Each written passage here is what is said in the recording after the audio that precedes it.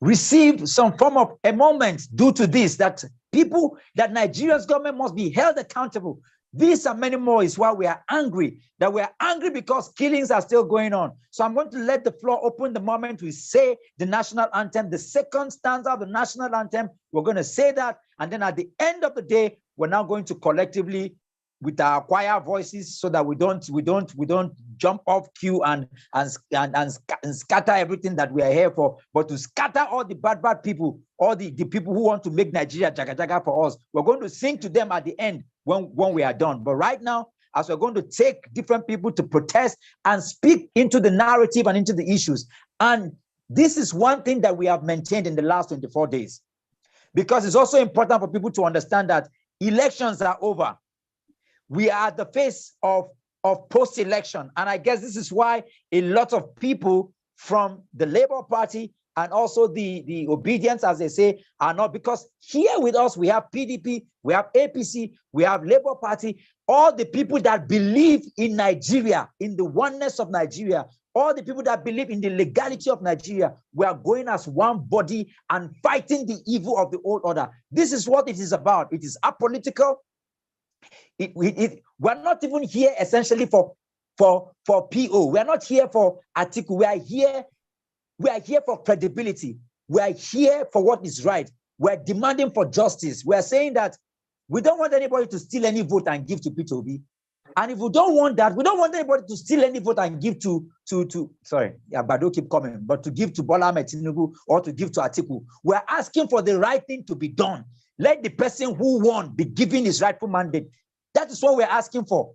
And so if you are speaking and protesting, you need to understand that we are protesting as Nigerians. We're asking for the right things to be done. This is the premise on which we have held on the capital city of Abuja in the last 24 days. We're coming out in mass as children, as mothers, as people from diverse walks of life, crossing party lines, crossing all affiliations to demand for justice, for equity, for fairness, for what is right, for what is Nigerian. This is what the protest is about. So wherever you are right now, if you can stand to your feet, we're going to say the second stanza of the national anthem, to uphold. Because we are doing it online does not mean that we have lost our zest and our passion and our power. So if you can hear me and you can put on your microphone, collectively together, you can join me as we sing the second stanza of the national anthem. O God of creation, thou art noble cause, guide our leaders right, ever you the truth to know. In love and honor, to grow and living justice and truth. With love behind our faith, to build a nation where peace and justice shall reign.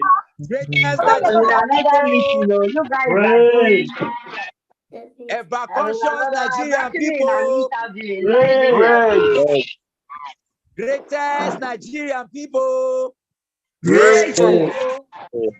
is going to open the floor for us? Who is going to start? Just lift up your hands and go right ahead and protest to the world and to the entire Nigeria. Stake our cause, stake the reason why you are here. Tell us why you are protesting. Tell us why you are angry. So, let me try before my internet goes gaga again. I've been in and out, and the internet keep pushing me out. I don't want to say that the Nigerian system is the Nigerian system or the Nigerian state is behind my internet. I hope anyone can see my face.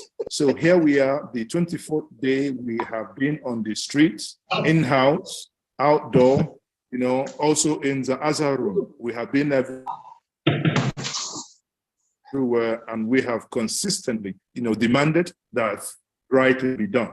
For many of you who may be aware, as my good friend and brother, Dr. Moore, said, we have been to the United Nations, we've been to the AU, we've been to the, to the EU, we've been to the American, British High Commission, Canadian, and we've been on the streets of Abuja 14 days now, even to the point that those that won election that ought to be happy that they've won election, there were no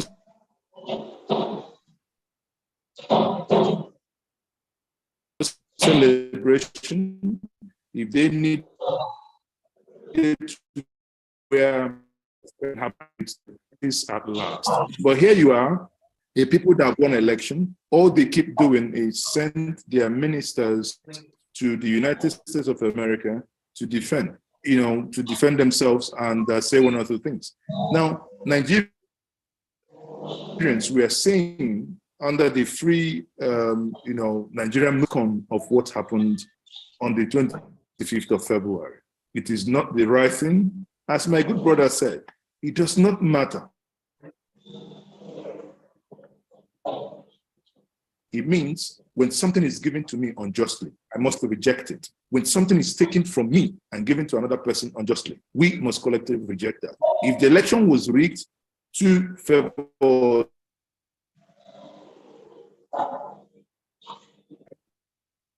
we must, as a people of conscience, reject that. And that is what we are here for. We are not here for party A, B, C, or party D.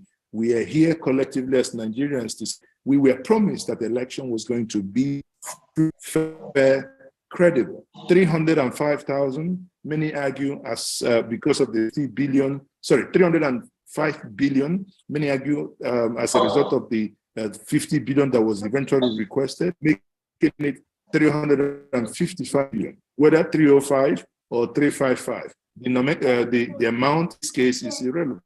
But what is very relevant here is that we had a head of the commission that went around the world, went to the Chatham House in the United Kingdom, told the world, when the world was listening, saying, we are going to give a credible election, an election that ought to make every Nigerian excited, like that government, that the president and the head of INEC has monumentally failed to write and vote. And I agree with her, because if men wanted to be heroes, they should have done the right thing. But in this case, they have not done the right thing. And once you haven't done the right thing, what do? Instead of keep digging, you stop digging and start mending. What are our demands? Our demands are very simple. Cancel the election, call for a fresh election. And, obviously, as we know about the tribunal as well, the point here is that we, as collectively, as Nigerians, are saying, capital rejectamento. We reject the election result. Why? Because the process that brought the election result, we have seen never in the history of Nigeria, have seen level of mutilation on results. Many of us have had children here. When a child is between the ages of 3 and 5 and learns how to learn how to write, children are not allowed to use pen, they're allowed to use pencil. Now you have professors can no longer tally numbers, that the mutilations now appear to be what these children between the ages of 3, 5, 6, and 7, that they mutilate the whole result. It is, it is abnormal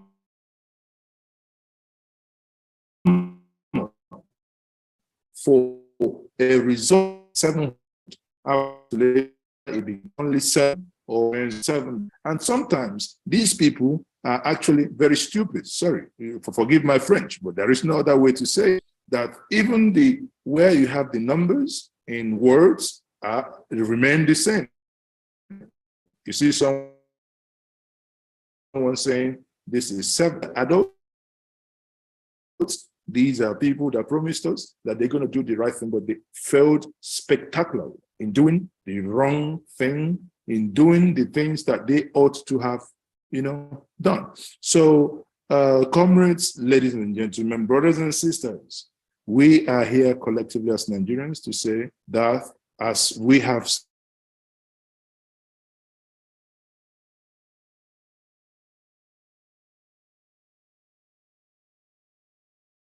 in all the matches that we've done, that we reject this. We just continue. We are not stopping.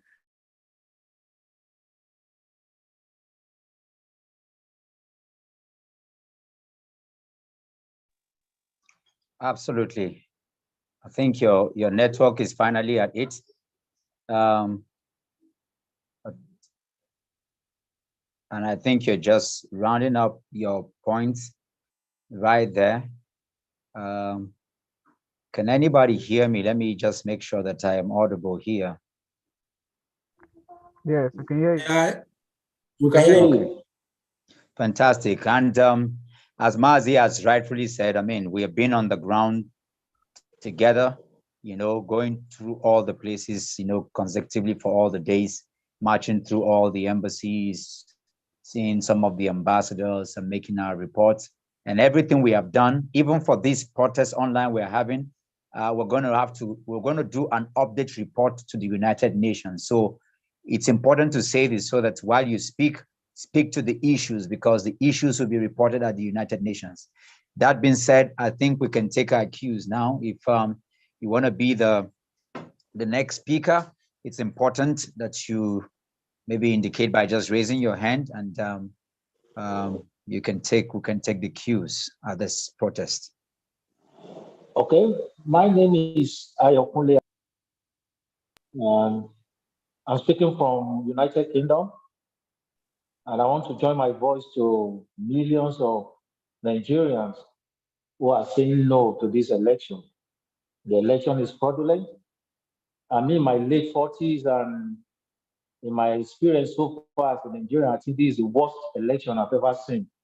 All the promises made by INEC chairman, raising our hope that this election is going to be credible, all are failed.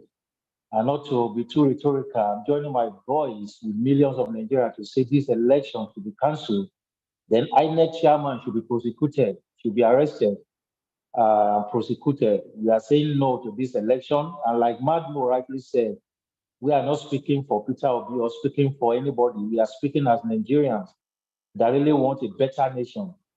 We are speaking as Nigerians who are tired of the way these old politicians have been doing us, like the popular definition of insanity, doing the same thing in the same way while expecting different results.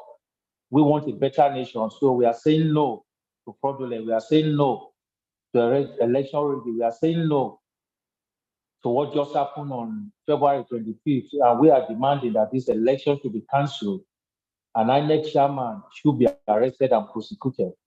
Thank you. One more time, my name is Ayokunle Adebayo, speaking from United Kingdom. Thank you so much, Ayokunle, aka AY. You've been somebody who. Thank you. Thank you so much for protesting and joining your voices with other comrades around the world. I can see that we have Comrade Austin. Comrade Austin, please pop your mic and take the mic.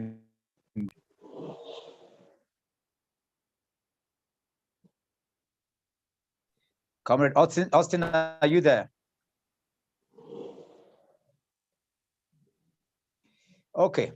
While Comrade Austin is getting ready, can we have, who else is there? I see Ned Gideon. Are you there? Justice is there too, just so you know. Yes, I know. I can see your hand, Justice. Ned, if Ned is not there, maybe Justice Chukwu, please take the mic. All right, thank you very much. Okay. Is it my turn? Justice, go yes, on. Justice, go ahead. Go on, I'll come back. So my name is Justice Chukwu, and I am here live in the United States of America. My major protests is currently on the judiciary, which should be seen as the last hope of the common man and not the last hope of the politicians. So we need to pay more attention on the workings of the judiciary, because the birth and the death of Nigeria are currently in their hands. The birth and the death of democracy in Nigeria, and by extension, Africa, are currently in their hands. So we need to pay more attention to the judiciary. Justice must not just be done, but be as done. So we have seen in bits and pieces the responses from the respondents, especially on the presidential electoral matters. And we hope that justice will be done and the rightful candidate would be given his mandate to govern Nigeria. And I'm also representing maybe myself and people with disabilities who also have their voice. And some of them, their voices have been muffled. Nobody talks about them. It was very toxic for some of them to even cast their votes. The environment was very, very disastrous, such that they couldn't even step out to cast their votes. Even to get their voters card or voter cards was very difficult. Those who got their cards could not vote. So we need all these shenanigans and malfeasance to be stopped. And I think the whole thing is lying on the desk of the judiciary. If they care to save Nigeria, we will know. If they really care to kill Nigeria, we will know. And I think we should pay more attention on the judiciary this time around. Thank you. Thank you very much, all the way from the United States. Ned, you have 2 minutes. Go get on with your protest.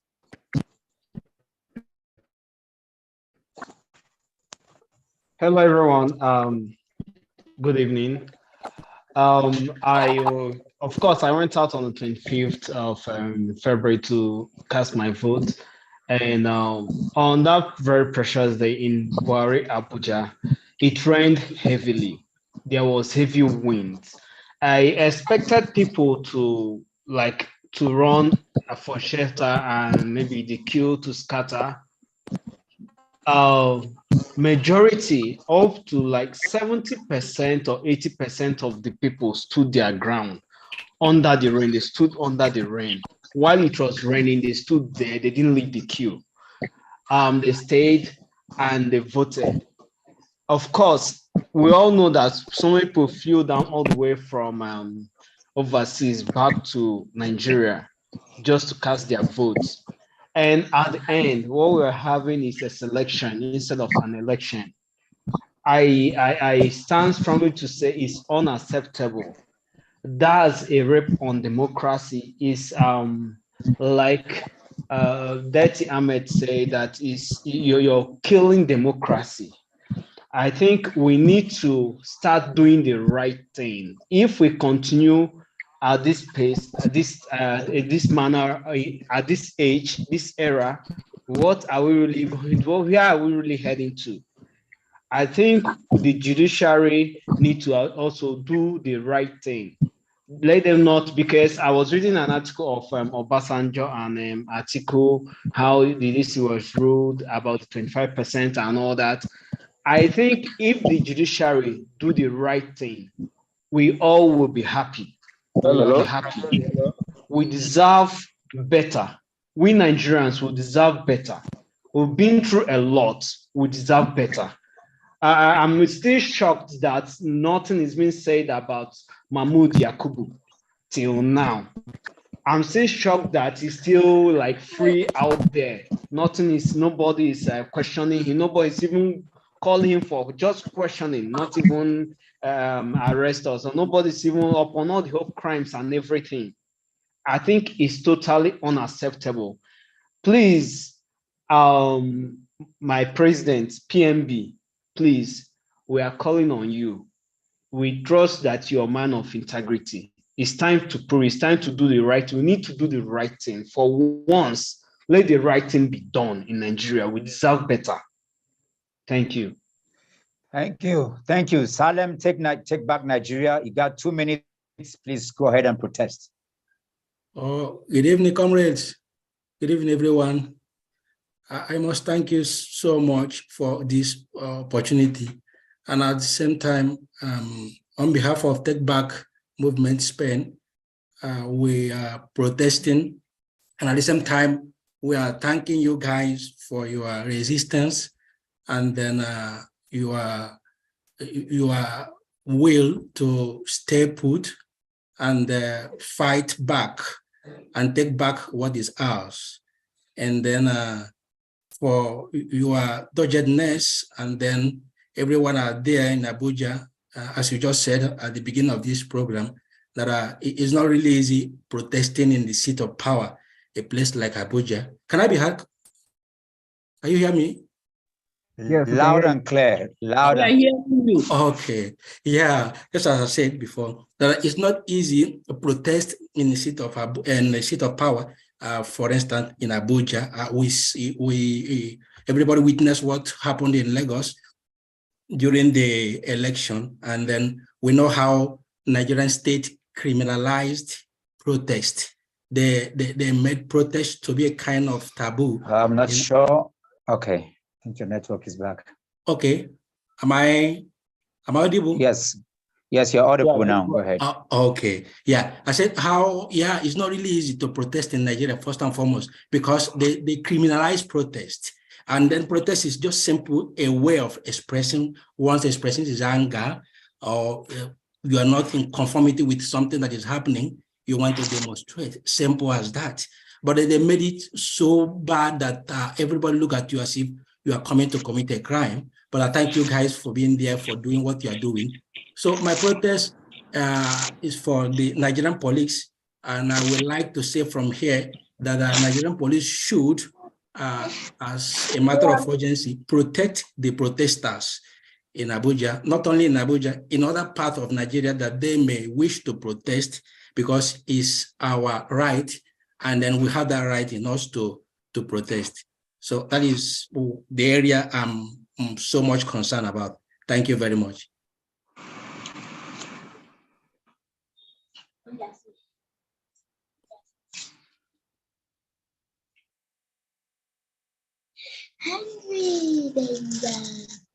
Okay, let's have is that Samson? And Dave, please take the mic.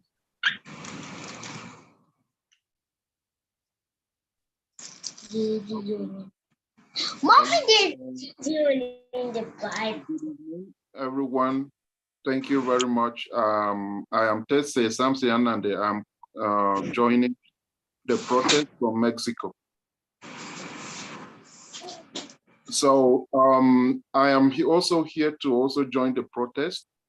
And first of all, I want to commend each and every one of you, those of you that are on ground, doing the physical job, taking the heat, being in the sun, in the rains, and taking the harassment and the persecution of the DSS and all that. We know all what you're going through. And some of us in the diaspora, we are also doing our own bit from the distance to support all the movement.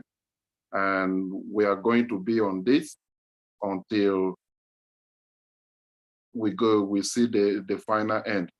And I want to also take my protest to the judiciary. And I want to, that we, as somebody said earlier, we need to actually focus on the judiciary now, because the INEC chairman, we know that the government is not going to sack him. because he has done what they asked him to do. And no one, and they're not going to turn back to punish him with a sack. Rather, they are going to compensate him the more so that he will enjoy. If we can take a look at their petition, their response to... Can you hear me? You're loud and clear. Yes, okay. If we can look at...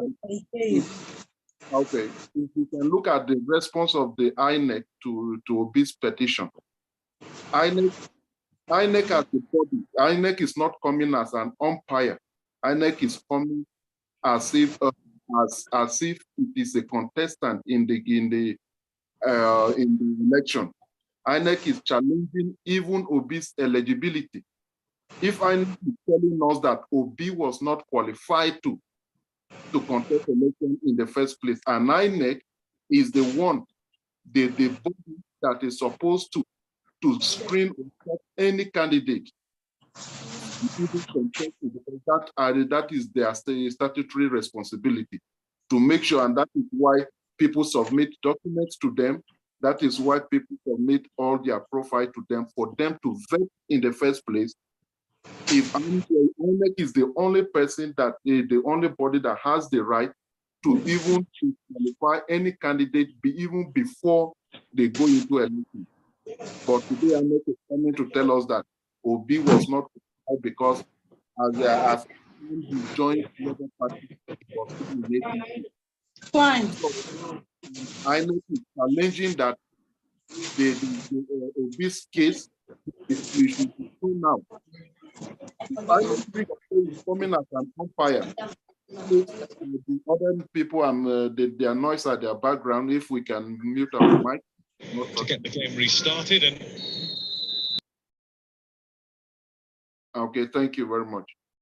So if INEC is coming as an umpire, they should come to only show that they did what is right. They conducted the election in the right way. They are not supposed to come and be challenging that Obi's case should be thrown out or he was not eligible in the first place.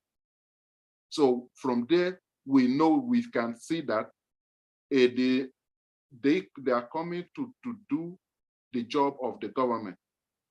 So no one is going to it's not a surprise that after everything, he's still there. They are still going on to conduct more election, supplementary election, and possibly the governorship election in Bayelsa, Kogi, and the rest.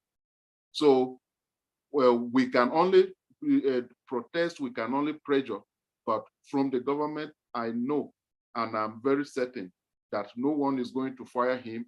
Rather, they are going to compensate him because they are happy with the job he's doing. Their petition and that of APC is like a duplicate.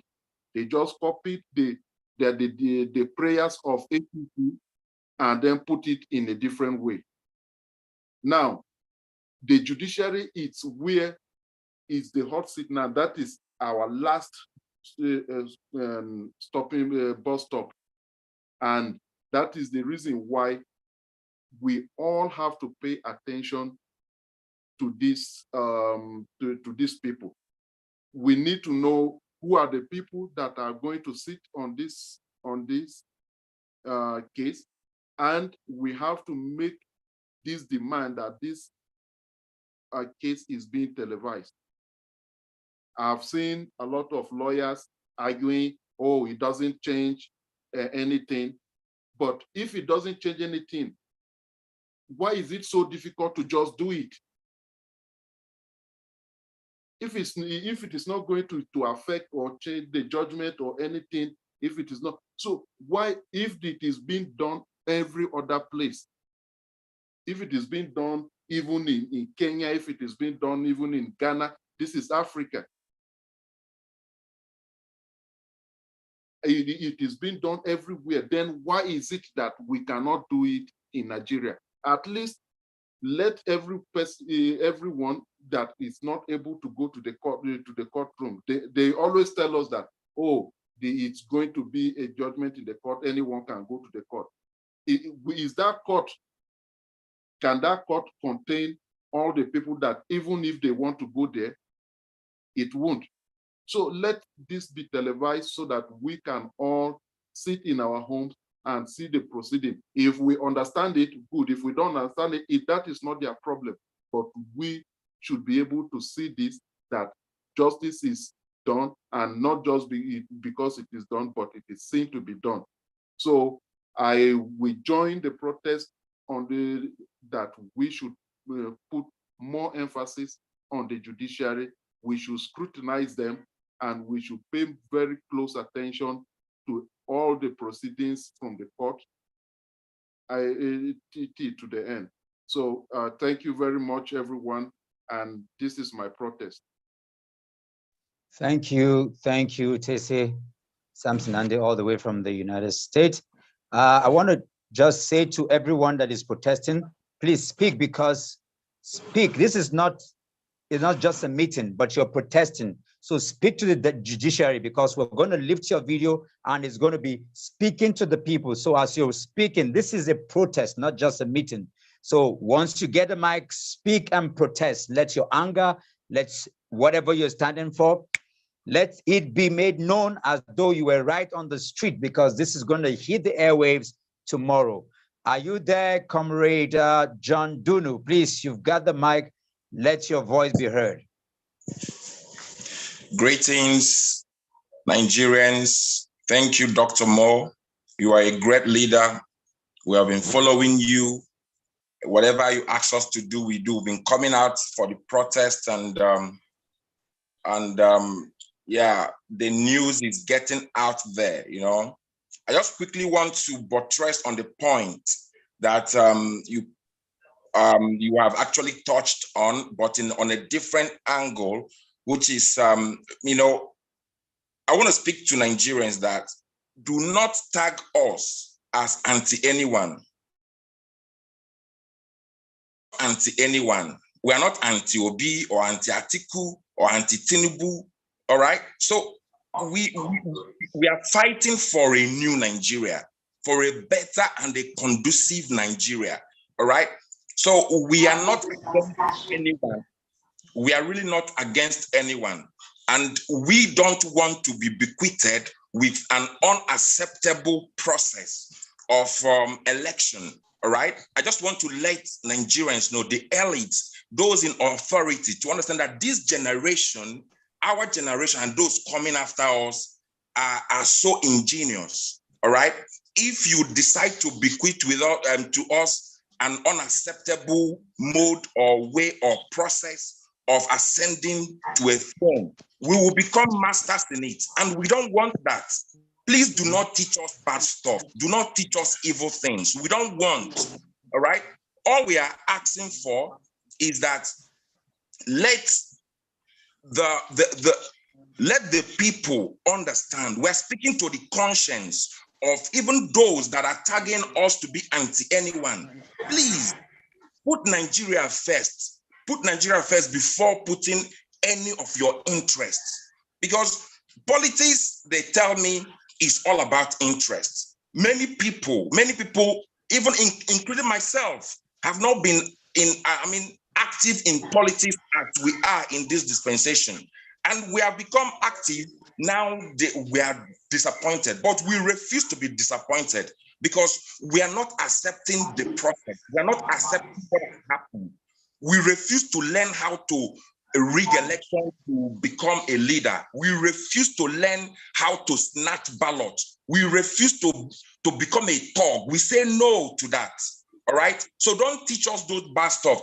Remember, what is this life? Just the flesh. What are you looking for? To train the flesh that will soon leave this world and go? Make a plan to write your name with gold or cast it on a stone. All right, I'm speaking to you, even Mahmoud. All right, you can't tell me that you are going to order or what. There was no election. That is what we are speaking. There was no election. There was just election. You went up for 17 hours. 17 hours, I promise you, since morning 7 a.m. I left, I came back home like around to 12. You wasted our time with 300. You should have shared the money to Nigerians if you were to waste our time. So please think about the coming generation. Think about the unborn, because you are leaving this world. You will soon leave this world and go. Think about the people coming. You don't have to rig or steal or cheat or loot to live for your generation. It's unacceptable. All right. So I am using this opportunity to speak to the conscience of the judges. Please stand up for the truth. Stand up for this truth. Remain on the right path. Remember, there is a place we are going after this world. This world is just a passing stage. This world is a passing stage. So be on the right thing. Be someone that we can remember for good. That is what all I'm asking. I'm speaking to the conscience of the well-meaning Nigerians, even those that are still on the underside that are calling us anti-somebody or anti or supporting evil. Don't support evil, because evil can happen to you. So please, that is all we are protesting about. We are not anti-anybody. We want to see a new Nigeria, a Nigeria that is working, a Nigeria that a young person will not be looking for work or will not find it very difficult to go to school. We are looking for a Nigeria that can be competing with Russia, with Dubai. We are richer than all these countries.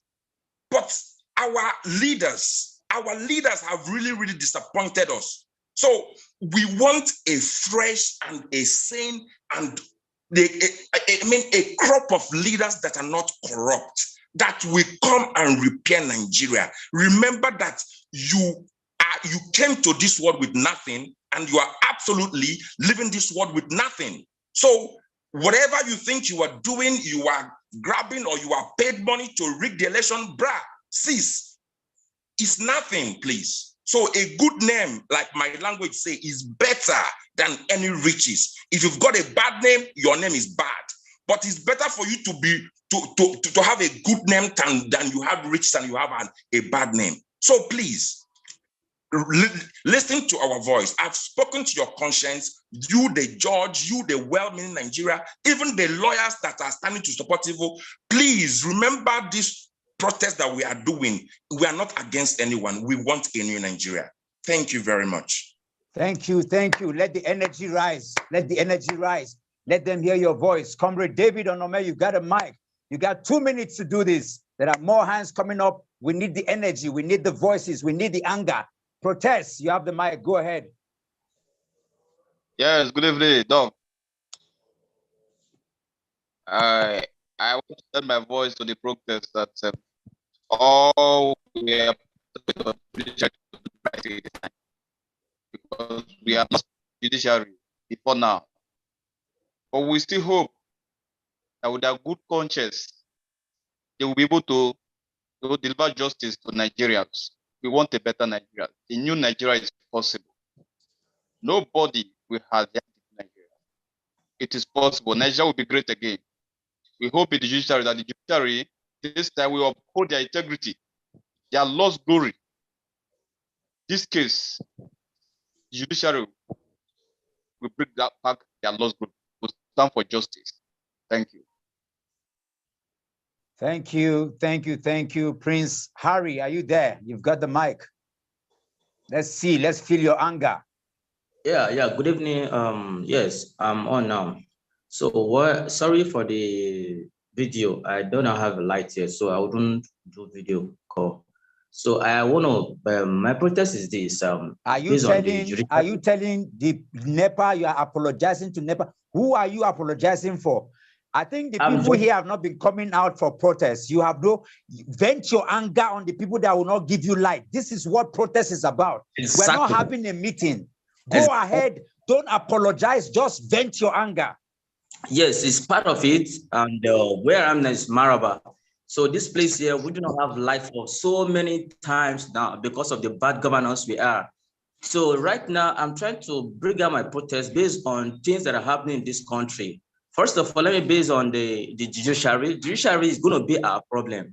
So what I'm trying to say now is coming out every day that we will go to court. We'll also be coming out, protest at the front of the court to tell the whole world that we are not for anybody, but we are for Nigeria. And secondly, I want to say something about this Nigeria NLC. NLC is supposed to have been among those people that are supposed to join on in this protest because they are the founder of this Labour Party. I understand that we are not for any Labour Party. If those people, NLC, joins us and we close all the parastatals in this.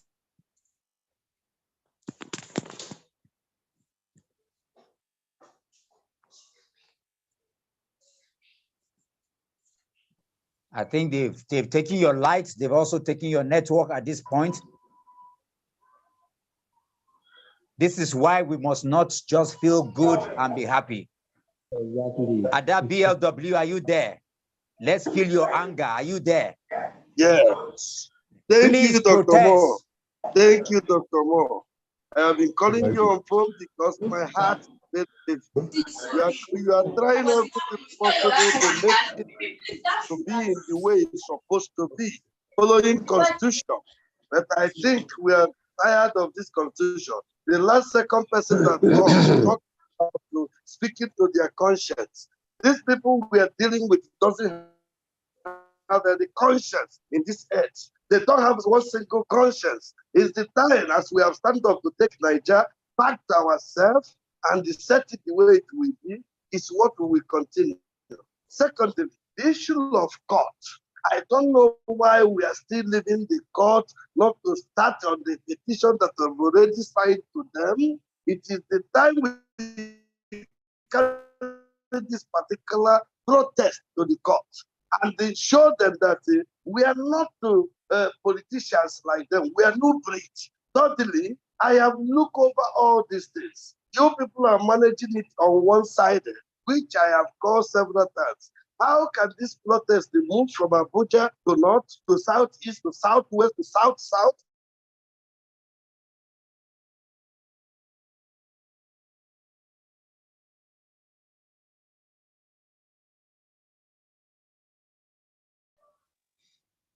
I think the network is protesting now. And then let us say the loss is big because if he using the battery I have charged for some time to continue to, and if he goes off now, I cannot chat anymore. That is all we're talking about. It's the time we take this to do ourselves with the people that I want. People are made up, and if we didn't do this thing now, let me tell you, time will come. If we didn't achieve what we are doing now, in 2027, less than 500,000 will vote presidents in Nigeria because the young men are tired. People are tired. If you can't give them the mandate they have voted this time, if you call out the election, there will be no election in Nigeria. Nobody will be there.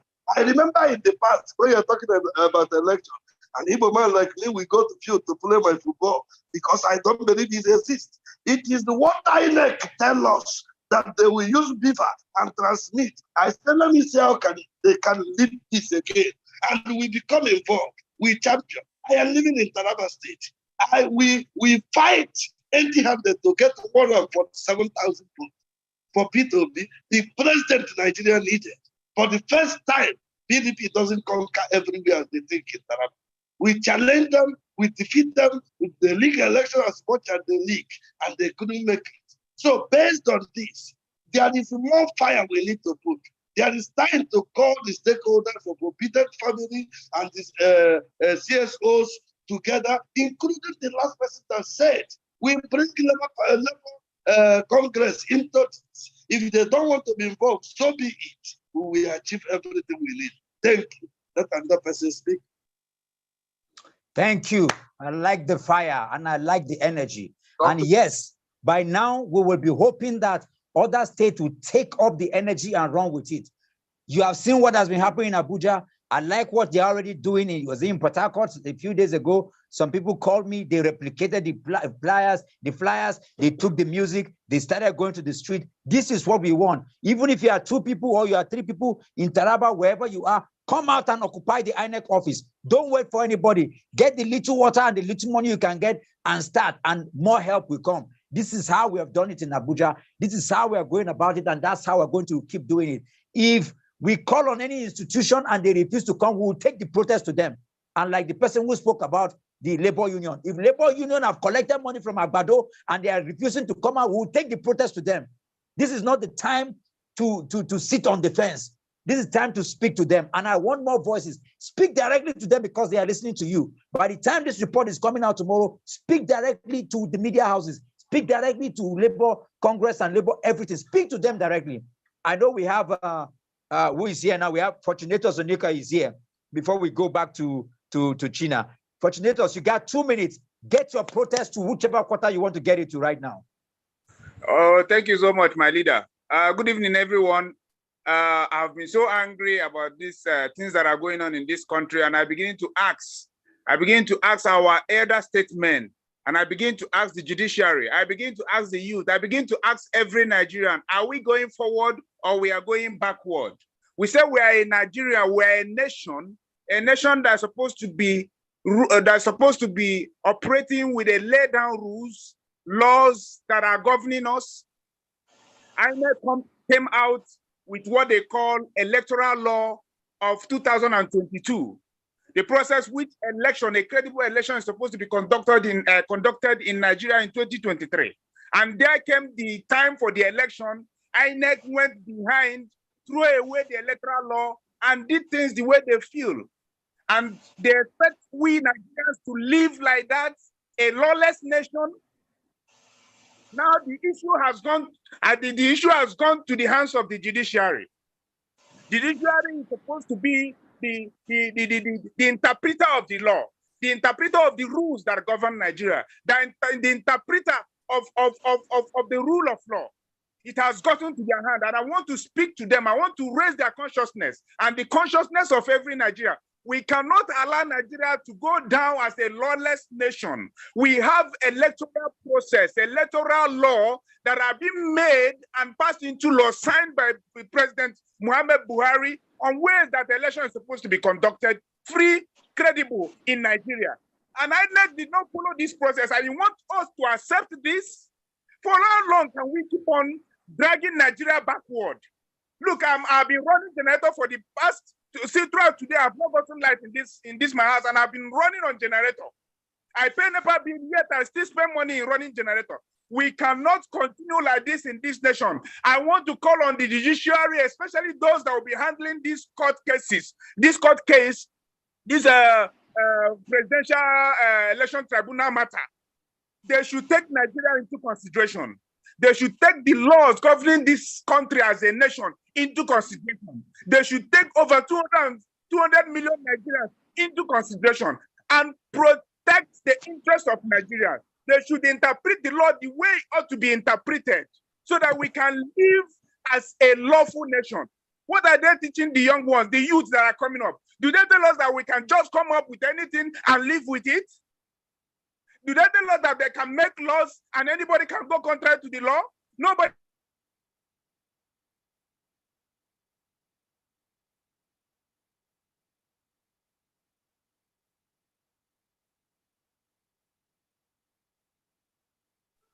Is it my network or the network is now protesting against Comrade Fortune?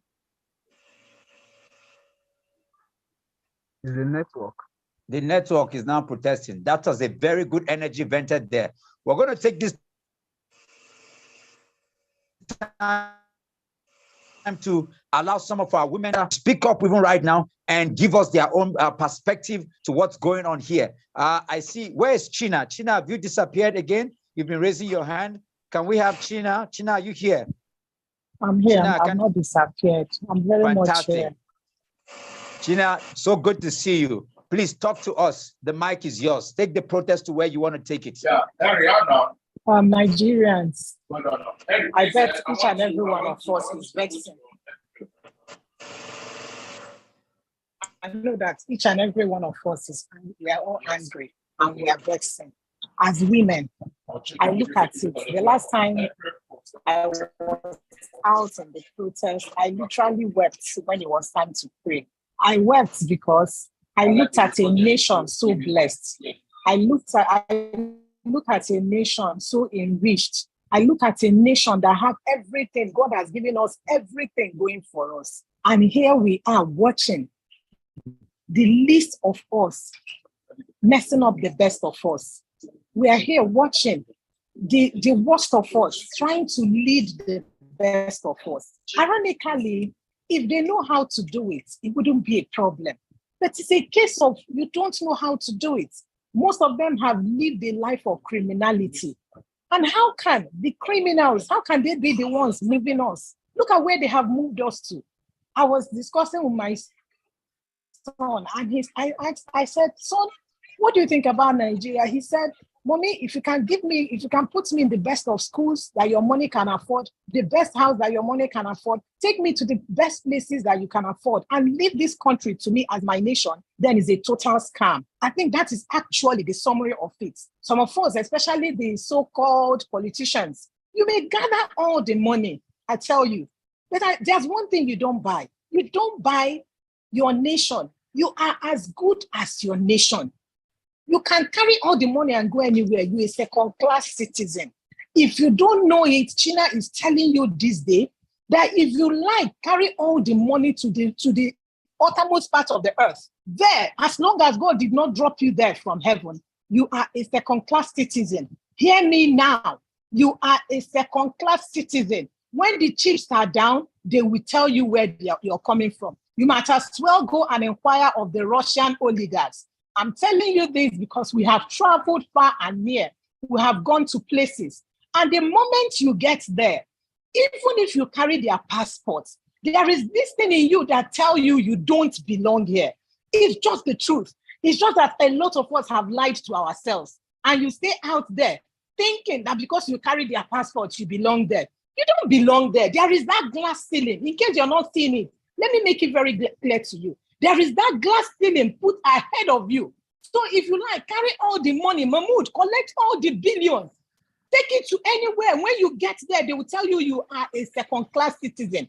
And the Russian oligarchs will tell you, when people like Putin rise up against the nations, you know what? They will seize all that your money. Like they have seized all their money. The other time, America and the Europeans told all the Russian oligarchs that their money that they seized, they're going to use it to fix Ukraine. I am telling you, this is a first-hand, it was on the news, that the money they seized, they will use it to fix Ukraine. Imagine defrauding your people, defrauding your nation, keeping it in one account or somewhere out there, making investments out there. And tomorrow, from United Nations, because of one thing or the other, they will seize that money and tell you they will use it for something that you don't have control over. Or more, borrow yourself sense now. Borrow yourself sense. Don't do this to the next generation. Don't do this. It's unfair. We can't live like this. We can't live like this. It bothers me that we step out of Nigeria. We see the best people are doing. Look at Dubai. Why can't we do better than Dubai? Just a state in Nigeria is bigger than Dubai. Why can't we do better? And here we are still struggling for life. We are struggling for, look at the other brother was speaking, he was speaking in the dark, in this time and age. And then we are hearing all manner of things coming out from INEC. Oh, what's the name? Electronic transmission is not mandatory, it's not compulsory. Who said? You wrote the law, you put up the guidelines, and so many, why can't we think? Don't you understand that this is the technological age?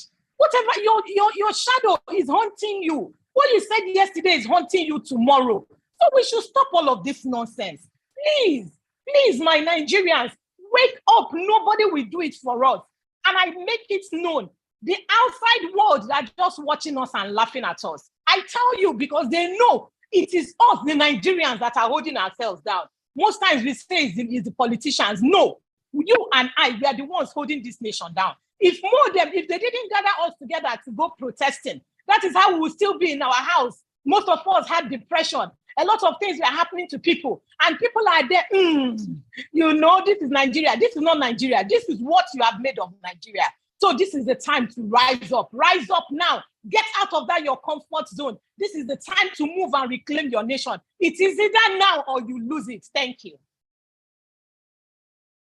Yes, yes, yes, yes. This is kind of power that we need. And guess what? Thank you so much, China. The success that we have recorded in these protests has been largely to the women. They are always there. They're always cooking, providing water, providing food. We want to thank the women wherever you are. I want you to put your hands together and clap for the women. The women have been there. The mothers have been there. They in Nasarawa, they took off their clothes. They protested.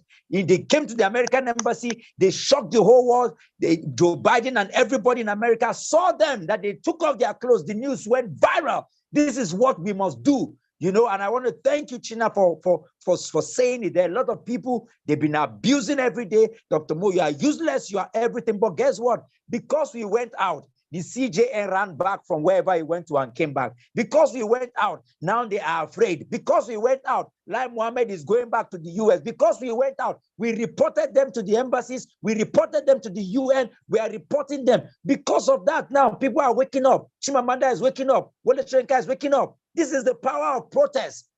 How stupid and how useless can we become? They made promises, they broke it.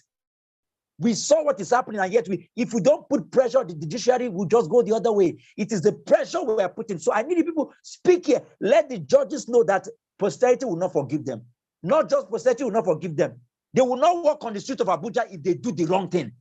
We must hold them accountable. We must take the fire back to them. Until we do that, we're not going anywhere. Let's have another. Where is Auntie Obi? Are you here? Get the mic before we have another woman come up. Let's have the woman, lady her voice. Thank you so much, China. Obi Elekwa, let's hear you. Good evening, everybody. All comrades, all angry Nigerians on this platform this night. Doctor, thank you very much for giving us this platform again to speak to the world, not just to Nigerians alone. We have gone around and we will not stop. I always emphasize, we will not stop until our voice is heard. Doctor, I want to say a big thank you again, because this night you're not going to stop Auntie Obi. This night you're not going to caution me. I am going to go as loud as I can, because the people we are dealing with, they are rogues. The people we are dealing with, they have no credibility, they have no integrity. The people we are dealing with, they are agboros. We even see how they fight in the house, how they fight themselves everywhere. The people we are dealing with, they are not literate. They don't know what it means to govern. They don't know what it means to lead. All they know how to do, because they have sold their souls to the devil. They have sold their conscience to the wicked one, and so do not feel the pains of the masses. All they know how to do is to kill, to maim, and then to grab and run. All kind of illicit things. That's what they know how to do. But you know what? We'll say from the time of John the Baptist, the kingdom of God suffered violence, and the violent take it by force. We will take Nigeria by force.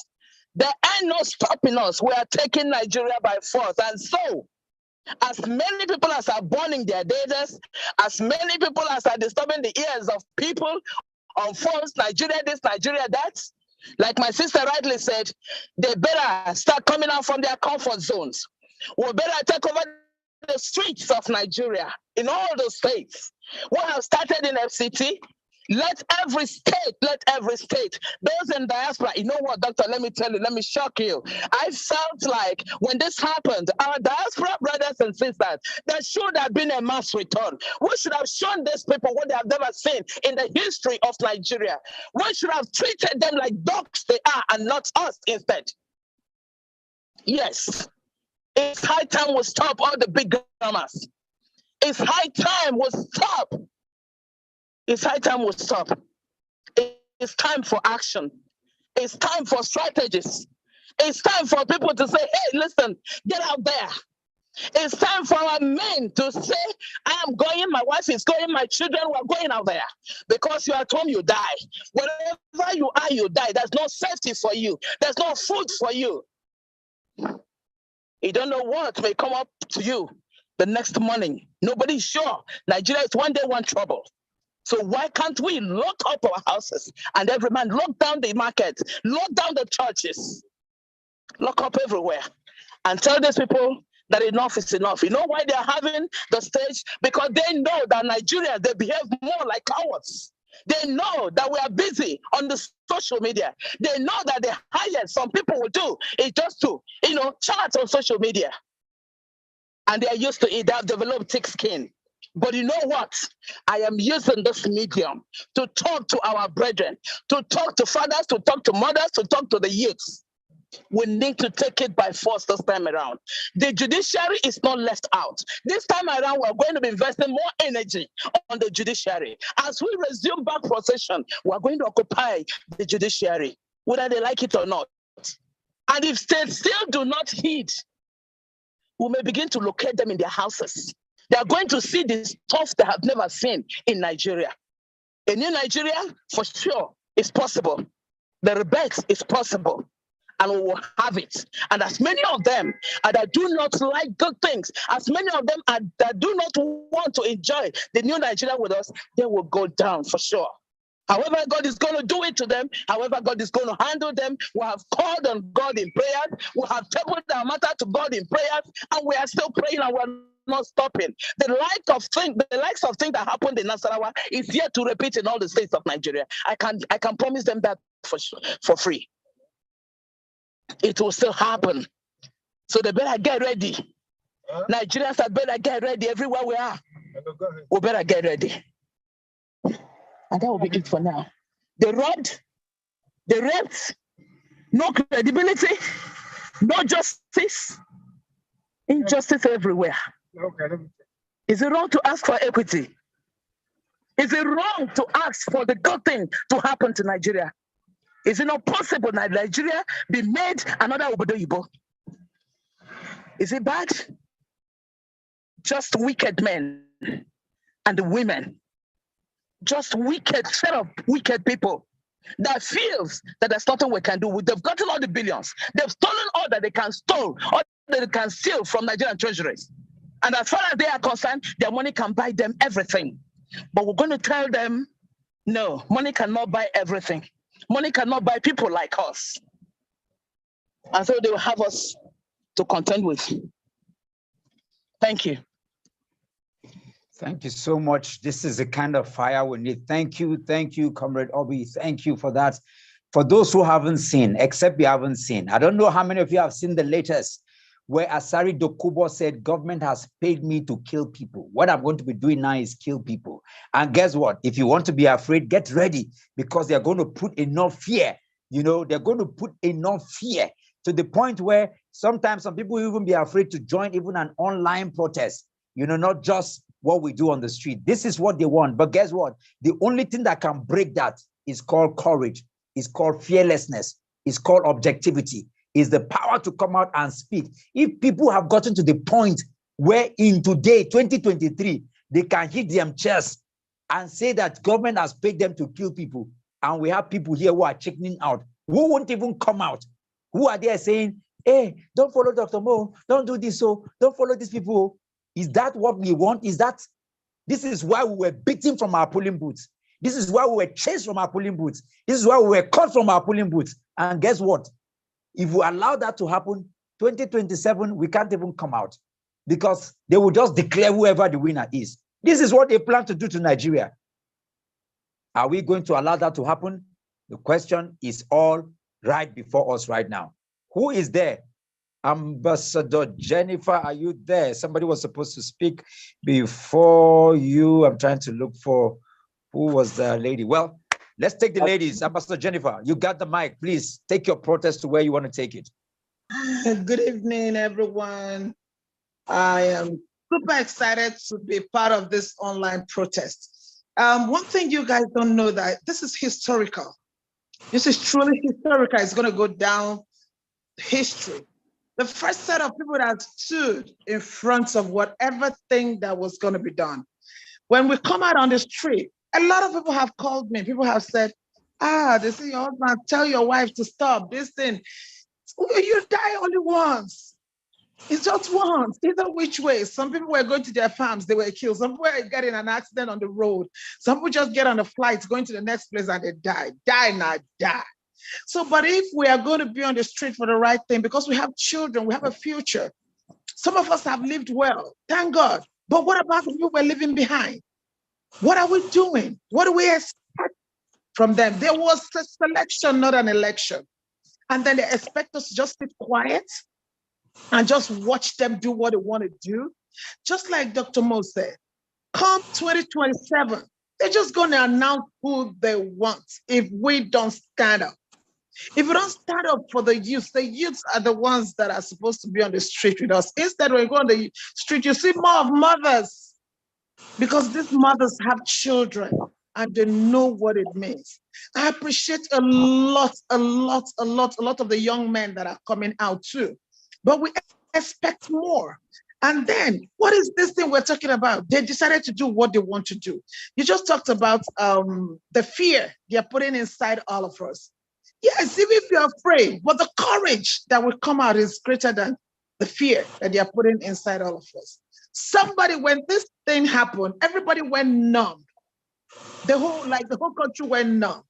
But this set of people with Dr. Mo stood up and decided to stand up and fight for Nigeria. Do you think you'll ever be forgotten? You will never be forgotten. History will not forget any one of us that has stood for this. We're studying for the future of this country.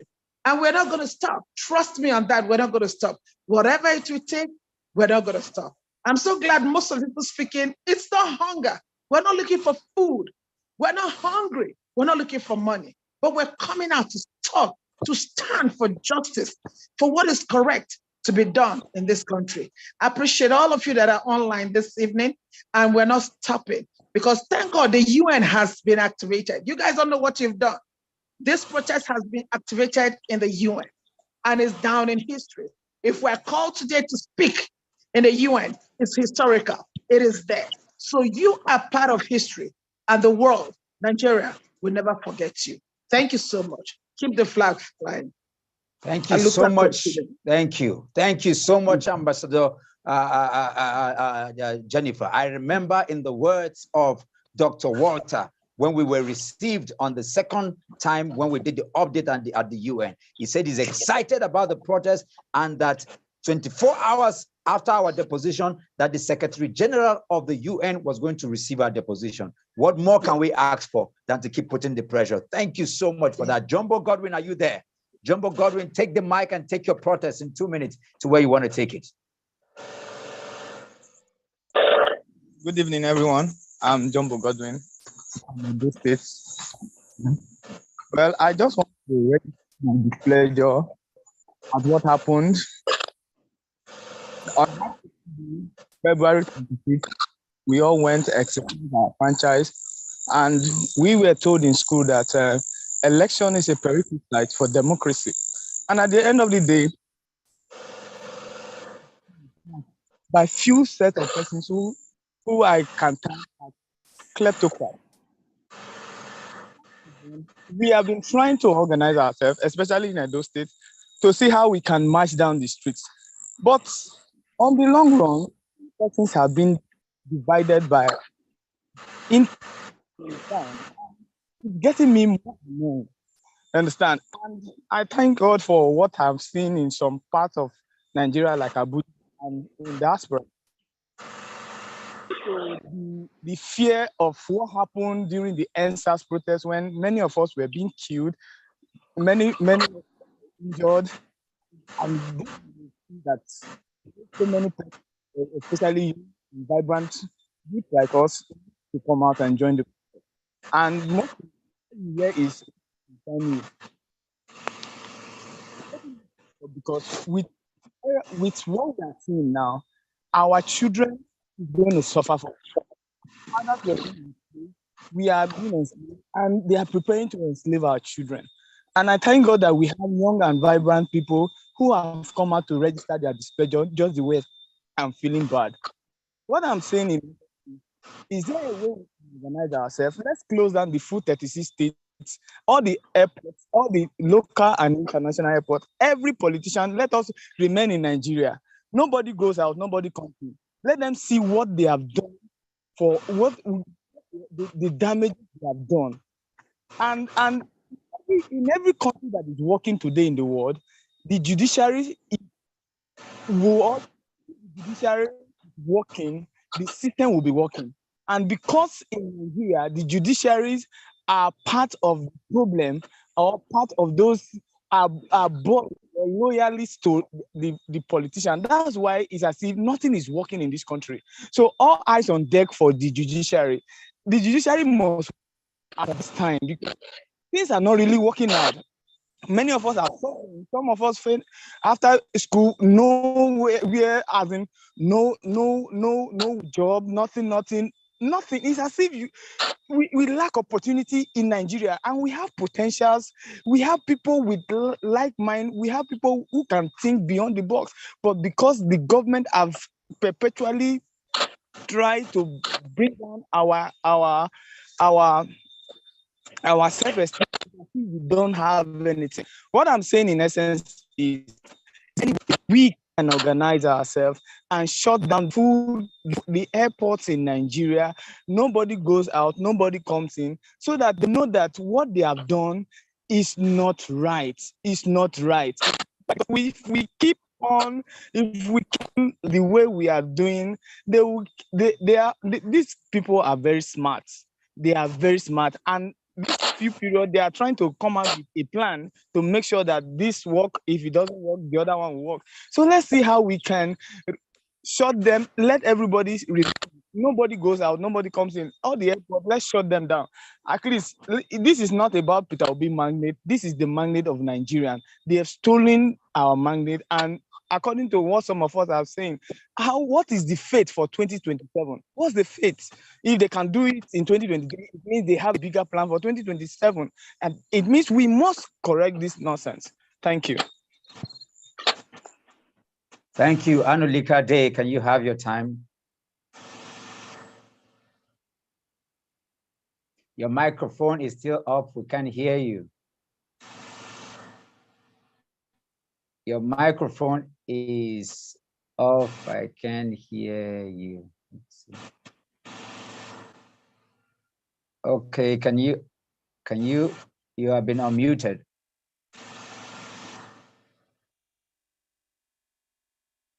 Okay. Mark Ben Edam, are you there? The mic is yours, maybe.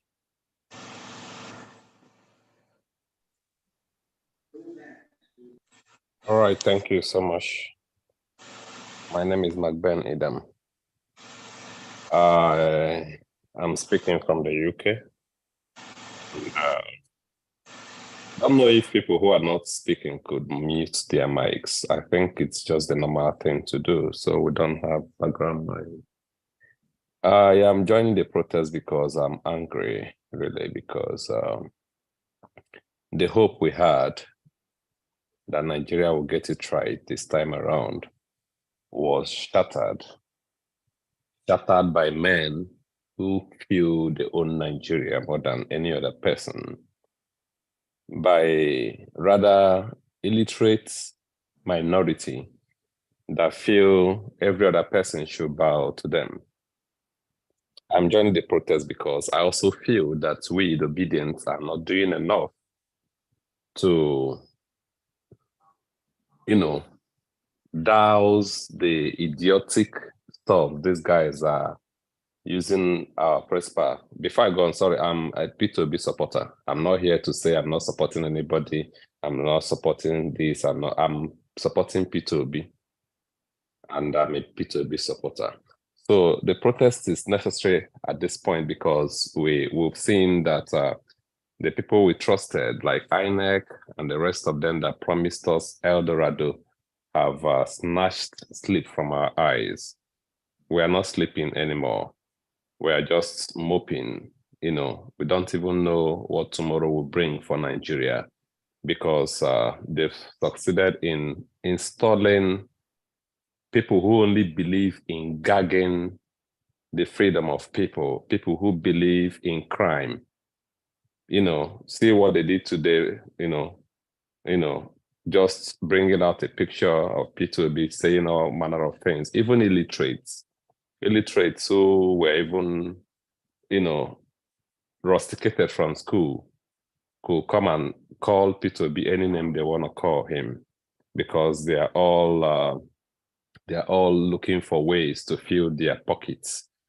So it is necessary at this point to call on the judiciary, certainly, to do the right thing, because right from the days I was small, we've all been told that judiciary is the last hope of a common man.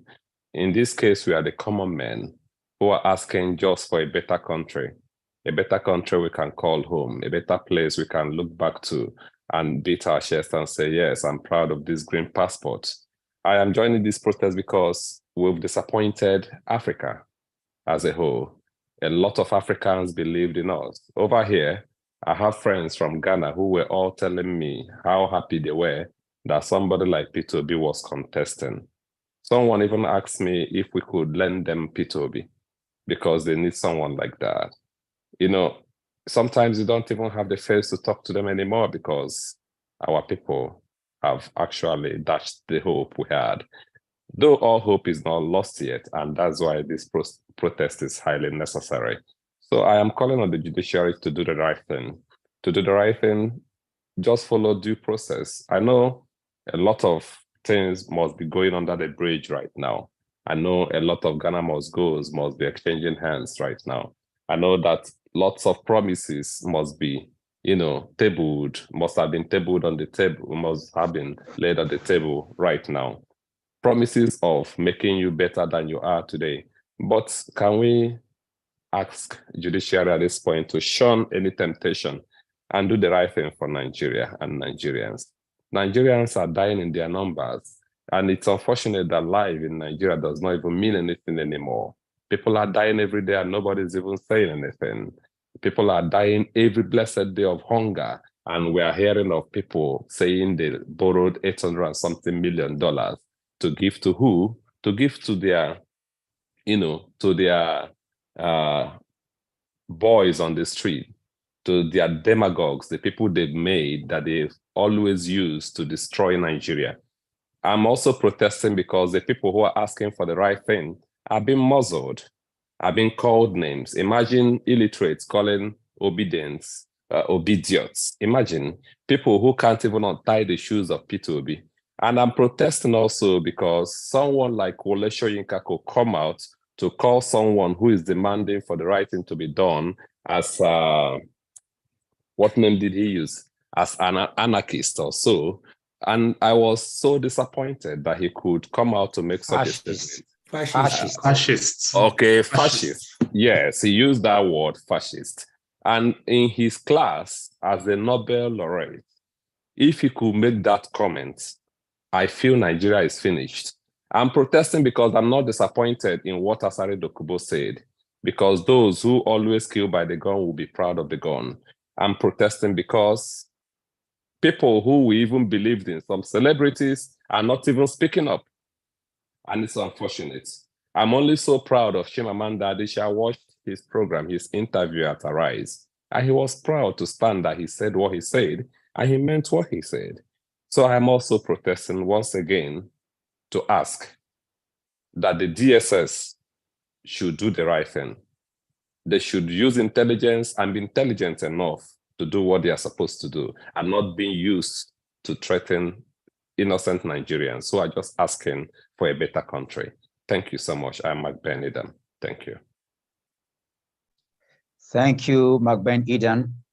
Just very quickly to recap that we're also protesting against obedience, because obedience, for majority of them have said they are not going to come out because P2B had told them not to come out and protest, which is another protest against them. And this is one of the reasons we are calling this protest a Nigerian protest, because when you turn it to an obedient protest, obedience says that P2B said they shouldn't come out to protest. So you can understand the backdrop on why it has to be much bigger than the obedience. It has to be a Nigerian protest, even though it includes everything that is right that we are standing for, but it has to be a Nigerian protest. But I understand your anger and I understand everything you have spoken about, rightly so. It's just important to just put in this clause so that we are not labeled, we are not named, we are not limited by the the extent to which we would go and we will hold our protests and ensure that we keep protesting. So when obedience wake up, they can join us. By now, we'd expect that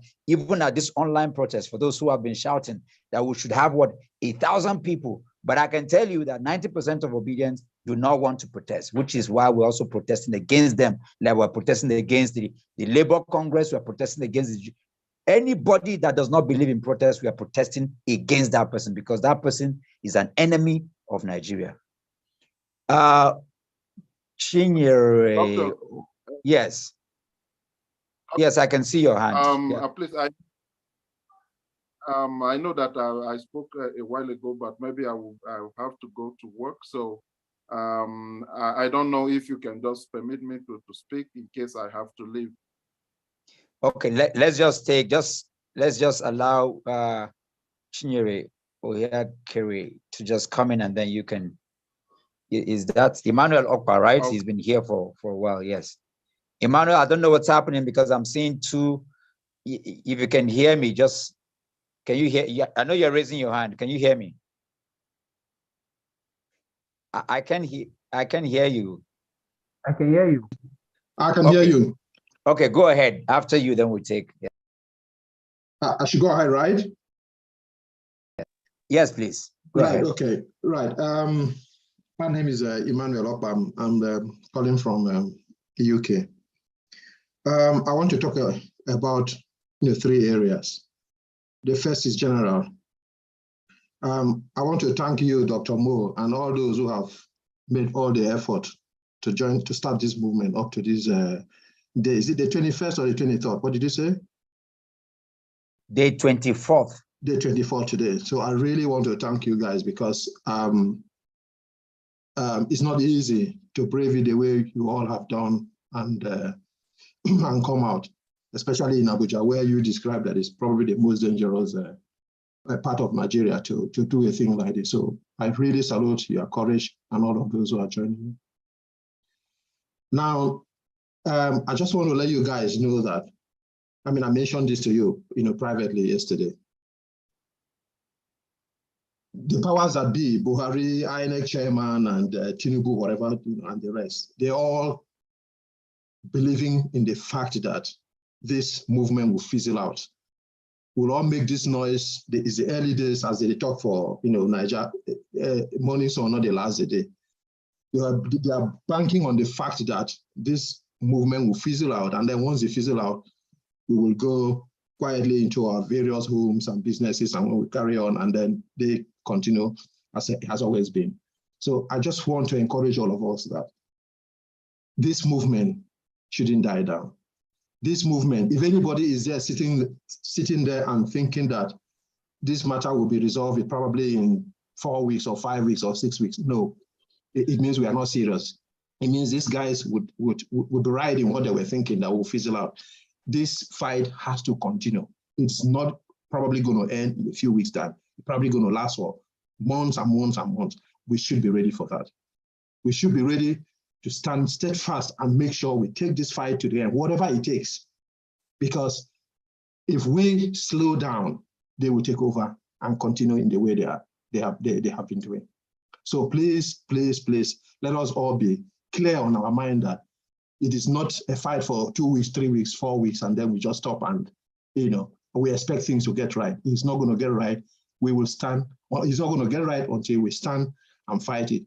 I was listening to, I'm sure you all know, the US President, Joe Biden is in Northern Ireland. I think he came in 2 nights ago. He said when he was in school, he read history and political science, that they taught them that every generation needs to rise up and fight to keep democracy going. That he didn't understand that. He said, he asked himself, what is America fighting to keep democracy when they already have a solid democracy? But what happened on January 6th, I think 2021, proved that point, that every generation needs to stand up and fight for democracy. If you don't fight for democracy, you won't get it. It is very fragile. It can easily break. Imagine American democracy being tested the way it was, on January 6th. So democracy has to be fought for. What more you are doing and what the rest have joined you to do is the right thing to do. We need to fight for democracy for us to have it. And even when we've got it, we still need to continue to fight because it's a fragile thing to keep. So please let this fight not end in a few weeks, in a few months time. Let us stay fast and fight it until we get what we want. So thank you so much for all that you and the rest are doing.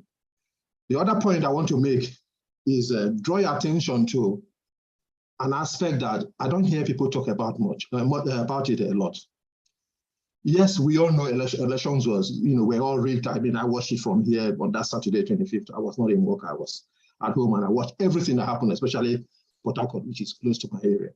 It was a mess. We all know it's been rigged.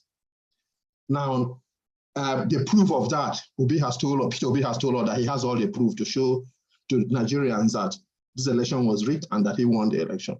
So we leave that to him.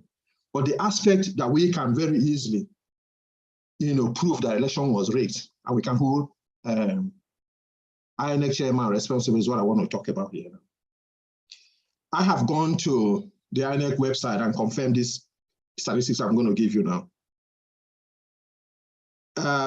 The registered voters that INEC themselves declared was 93 million Nigerians who registered to vote. Now, the population or the number that collected their PVCs that number was 87.2 million people who registered. Out of that 93 million collected their PVCs. Now, the number of votes that INEC counted and declared a winner, if you calculate it, is APC 8.7 million, PDP 6.9 million, Labour Party 6.1 million, the rest 1,500,000. I will just discount those one because they are not really that significant. But if you add everything, you will get something like 21 million. So in a country that is 230 million, and in a country that 87.2 million people collected their PVC to vote, and you and I know, you saw the videos, those of us who were not there, you saw the video, those of you who were out there, you saw the crowd that came out. It was a record turnout. I don't think Nigeria had ever registered such a turnout. So I believe that a lot of people came out. I don't have the figure of the accredited voters that on that 25th February. I'm sure the servers will have it, the Beaver servers will have it. So for now, we work with the figure that we have until INEC comes to tell us anything different. So I'm making my comment based on 87.2 million people that collected their PVC to vote. And I'm also making my comment based on the fact that it was a record turnout. So I would have believed that a lot of people out of that 87.2 million came out to vote. Now, out of that, only 21 million, INEC counted only 21 million votes and then declared a winner. That 21 million vote is just about 25% of 87.2. And out of that, he gave 8.7 million naira, 8.7 million naira to APC and then declared them winner. That is just about 10% of 87.2 million, of possible 87.2 million people that voted. Those of you who are probably scientists and know a little bit of statistics, that's about 10%, a very, very insignificant number or sample size to declare somebody a winner. Just 10% of the vote out of a possible 87.2 million votes. Only 8.7 million was given to the winner, and he declared that person the winner. That's absolute rubbish, absolute rubbish. So the question we need to be asking INEC chairman is, please, where is the other 66 million votes? Where are they? Can you tell us how you arrive at 8.7 million vote for Tinubu who won? Just 10% of a possible 87.2 million. Where are the 66 million vote? Where are the rest? What have you done to them?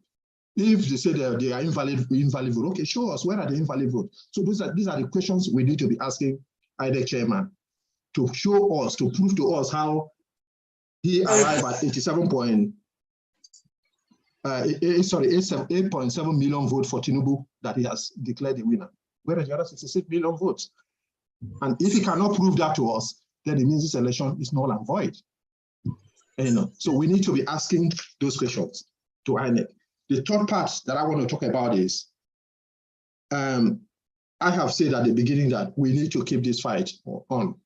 It's unfortunate that some of us are not there to support, to physically be there with you, but there should be a way of how we can support you. So if we have to keep this fight on, how do we, really keep it on? I believe funding is important. I don't know, I came in late because as I told you, I was at work and I just got back after 9 to join you guys. I don't know what has been said before I arrived, but we need to be thinking of how to, continuously fund this movement to make sure that they have money to run this race. Because without money, I don't think we can go far. So the other questions I want us to be thinking about is, how do we keep this movement going by funding? One of the suggestions I had is that, we could build a website. I'm sure, in all the population that we have there coming up, there will be web designers. You can put a simple website. We'll put a donation button there where people can donate in Naira, in dollar, in pounds, and we collect that to just keep this movement running. That way, hopefully, we'll have enough funds to run this for the foreseeable time. And finally, I know we can all sit here and talk. Everybody that has spoken since I joined, I can feel the bitterness. I can palpate it. Everyone is bitter, and that's all we've been expressing here. But I think we've expressed that enough. We need to move from there to actionable things. What can we do to really, take our bitterness into fruition? For example, I've been watching videos, I've been listening to, Arise News and all that. Tinubu is forming his own government now, or his own cabinet. The federal government is getting ready to swear him in on the 29th of May. What are we going to do? We've expressed enough anger, but let's start talking about actions that we need to take to make sure these things that we have started, bring result. They are going to swear Tinubu on the 29th of May. And once that is done, he gets into Aso Rock, start using the government instruments to oppress us as usual. So what are the things we need to do to really get these results that we want? Yes, I've seen some of the demands that you put, through INEC chairman to be, dismissed and tried it, for his crimes. That's perfectly okay. I've also seen where you guys were talking about we don't have confidence in the CGN, that he needs to be replaced. That's very good. But how do we really get these things, to move away from the words of mouth into action? I think those are the things we really need to be putting our heads together and make them happen. I think let me stop there for the moment. Thank you all. Thank you. We'll just take. Sorry to interrupt you, but some things are better said in the meeting. This is the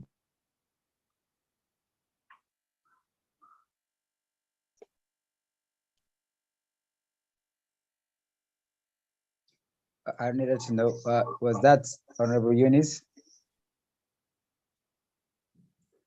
Somebody was making a suggestion.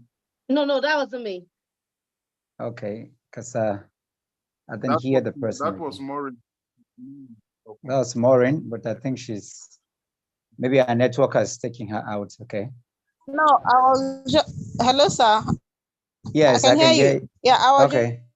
Just only rest. I was just trying to control our speaker. He was better said in the meeting. We are holding a protest, not a meeting. A lot of speakers are speaking. They are mixing it up. Thank you. This is a public group. Right. Okay. Thank you. Yeah, it's important to keep this anyway by tomorrow, because we're going to have this for the next 3 days. It's important to understand. A lot of people don't understand what protest is, and they don't understand pre-election, election, and post-election. And so I understand that, especially for those of us who have been in activism for a long time, but there's a place and to begin from, so that's okay. This is not even a strategy session. This is not anything. Whatever we want to do, if you know what it has taken to get us out here, some of you will just run away. If you hear some of the things, the text and the messages I've gotten, you will not even be on this platform again. So I would leave all of that for And I can say it here so that, you know, people just understand. Honorable Eunice is there. When you get text of people telling you how they're going to kill you the day you're going to die, and they trail you, you can't come out on the street, then you understand that to sit on this page and talk is one thing. To even get on the street to make demands is another thing. Talking about what we need to do to get them up. We don't need any strategy to get them. Well, all we need is just come out on the street and protest. We're not even asking anybody to do anything other than that. Just come out on the street, carry your snack, carry your food, carry yourself to the street. We've made provision for people to come out and they turn it down. And that's why I'm protesting here against obedience, because they are really obedient. You know, do you know what it means for me to carry the school fees of my daughters and to rent 20 buses, and for obedience and Labour Party members to say, Obi say we're not coming out, and they wasted all of that.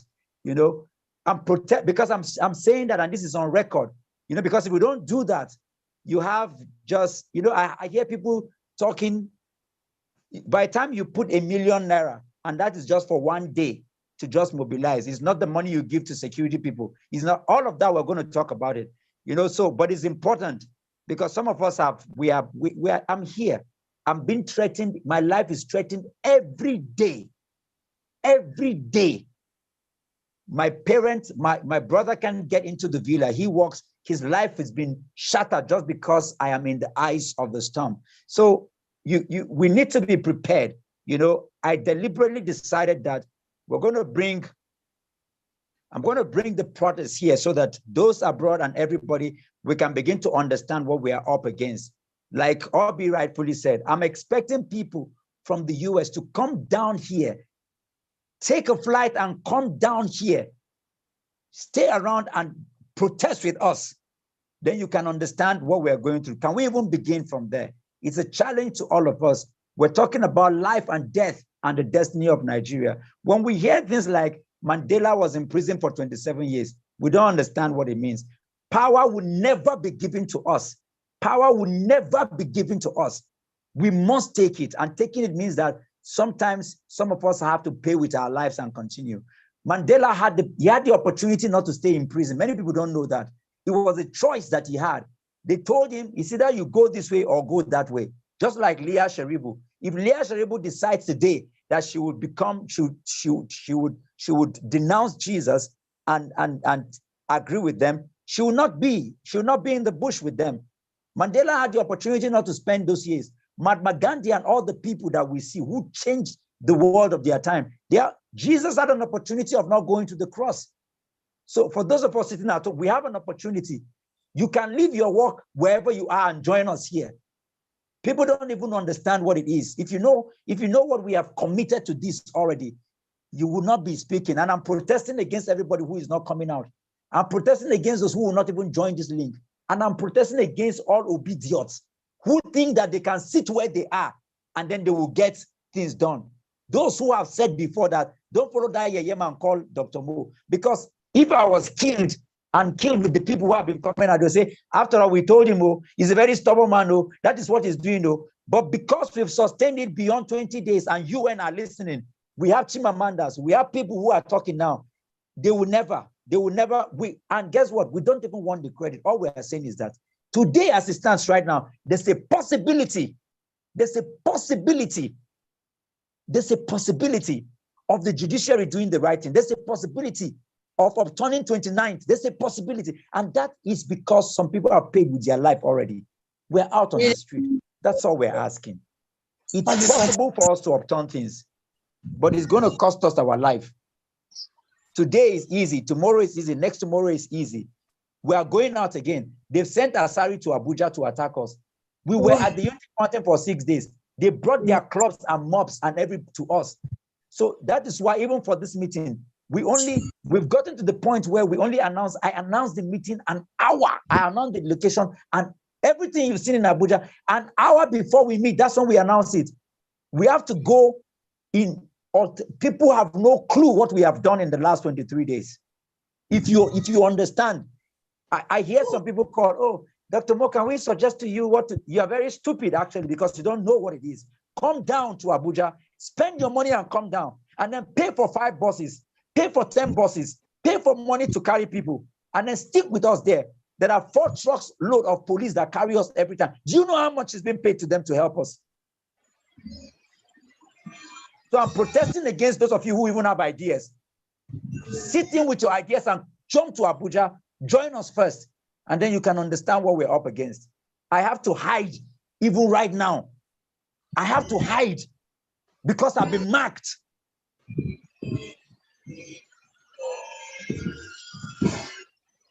DSS are telling me that I have been marked, that they are protecting me. It's not DSS against us. They've paid people to chase us and kill us just because that is the power of protest. People don't understand. The last 23 days, we told the US, we told the UN that what has happened is not acceptable. It is only by protest. Where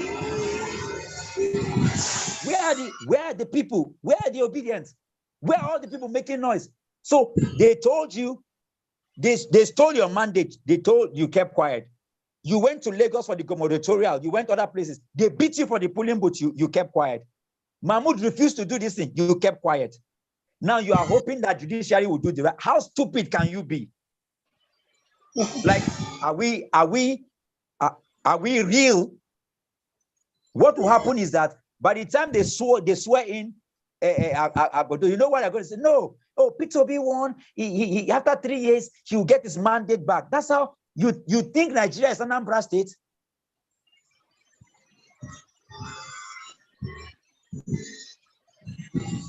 Let's just take, we have, who is there? Maybe Eunice, you can speak, other people, vent out your anger. Let's have, after Eunice, we have Comrade Austin, and then we have Vivian, and then we can go. For you, why are you making us feel so bad? This abuse, where they abuse us like this, you know, good now. Pity us too. Maybe you go carry us come out so that people go know. No, we are coming.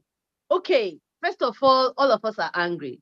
The bad governance in Nigeria lasted 8 years, and we're all hoping, praying, and sacrificing everything to see that good governance comes to Nigeria this time, and then it was taken off our feet like in the most absurd ways. I mean, they rig in Nigeria all the time, but this one was the most absurd anybody has ever witnessed. And that is a very good reason to resist and do everything. You know, I'm a big fan of what you have been doing. Yeah, I would have, unfortunately, I left Nigeria the first day of the protest. If I had been in Nigeria that day, 100%, I would have been in the front lines with you guys. There's no way I would have sat in my house. Die now once, you know, everybody die twice. Once it's done, it's done. And then you'll be free from all the stress anyway. So nobody wants to die, but if that's what it ends up, then so be it. Nobody's going to live forever. At the same time, it's not everybody that has the level of faith, confidence, and ready to go, you know, mindset like some of us do. So we also have to cut some people some slack. And then let's not forget that Peter Obi has chosen to do the good boy level of, okay, let's just wait for the courts thing. And when people do call him, should we, he tells them don't. But you can't blame him, because the moment he says go out and protest, the moment he brings himself out to protest, it's not Atiku. They're going to pick him up and put him behind bars that he has committed treason or anything. So as we do the things we are doing, let's just focus on helping Nigeria. Let's not worry too much about what Peter Obi is telling obedience to do or not to do, but we can sensitize the obedience. In fact, I know that quite a lot of people in the diaspora right now are planning to come to Nigeria to protest. So this, your anger, they are hearing it, they are seeing it, and they are identifying with you that it is not okay for a lot of us to sit abroad and pretend that everything is all right, or just be sending money and there's nothing else. So quite a number are saying, okay, we have to join this, and we have to join it en masse. So I believe that in the next 2-3 weeks, we will see quite a heavy influx of diasporans into Nigeria to come and actually protest this experience that we all had. Most of them didn't come to vote. So this is now their turn, basically. I mean, from the conversations I've had, it is now their turn to show that they are also patriotic Nigerians. So I will certainly try and connect some of them that I've been talking with to you, so that you can also help them in whatever it is, whatever way you can. I'm sure that our colleague Mazi can also support, so that you guys can help them organize a mega procession, because I think the bigger it is, the more confident people will be to come out and join it, because it's easy to attack 100, 300, 500 people, but very difficult to attract 5,000, 6,000, 12,000 people. So I think we should be targeting to make the numbers a lot bigger. And that may help us to, do this protest in such a way that you won't be feeling so bad for bringing out your 10 buses and 1 million naira and nobody comes in. There must be a little more preparation, maybe. I don't know, but I'm hopeful that we'll get there. Thank you.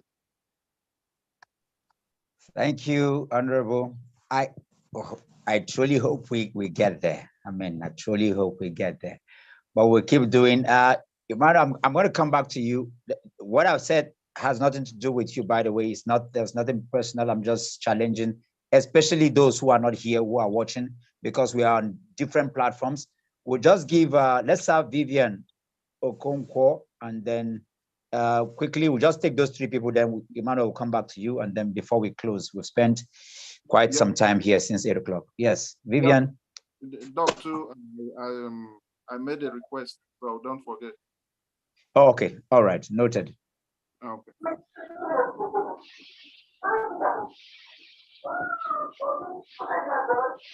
Vivian, can you speak? Yes, I can. Please go ahead. Let's take 2 minutes. This is a protest, not the meeting. So let's go shoot straight.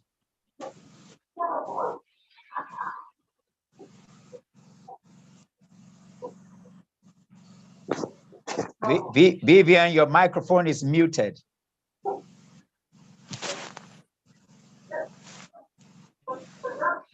Vivian, you keep muting it again. Can I speak now? Yes, please go ahead. Okay, so I said I feel deprived, and that's why I'm protesting. Like I said, I've never voted since 1999. I have never. This is my first time. And I didn't just vote. I made sure I got my voter's card transferred to where I would vote. I did that for so many people. And I know I know how it was on election day. And when the results came out, I felt deprived, and that's part of why I'm protesting. I'm calling on INEC to keep to their words.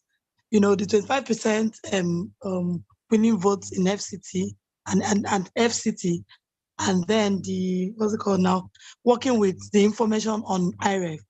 They should just do that, and they should just know that they're toiling with lives of millions of our youth, and for me, I'm going to take it to the extreme, like we say, all die and I die, and if we keep with our protests and they seem to turn deaf ears like they're all doing now, we need to take it a notch further.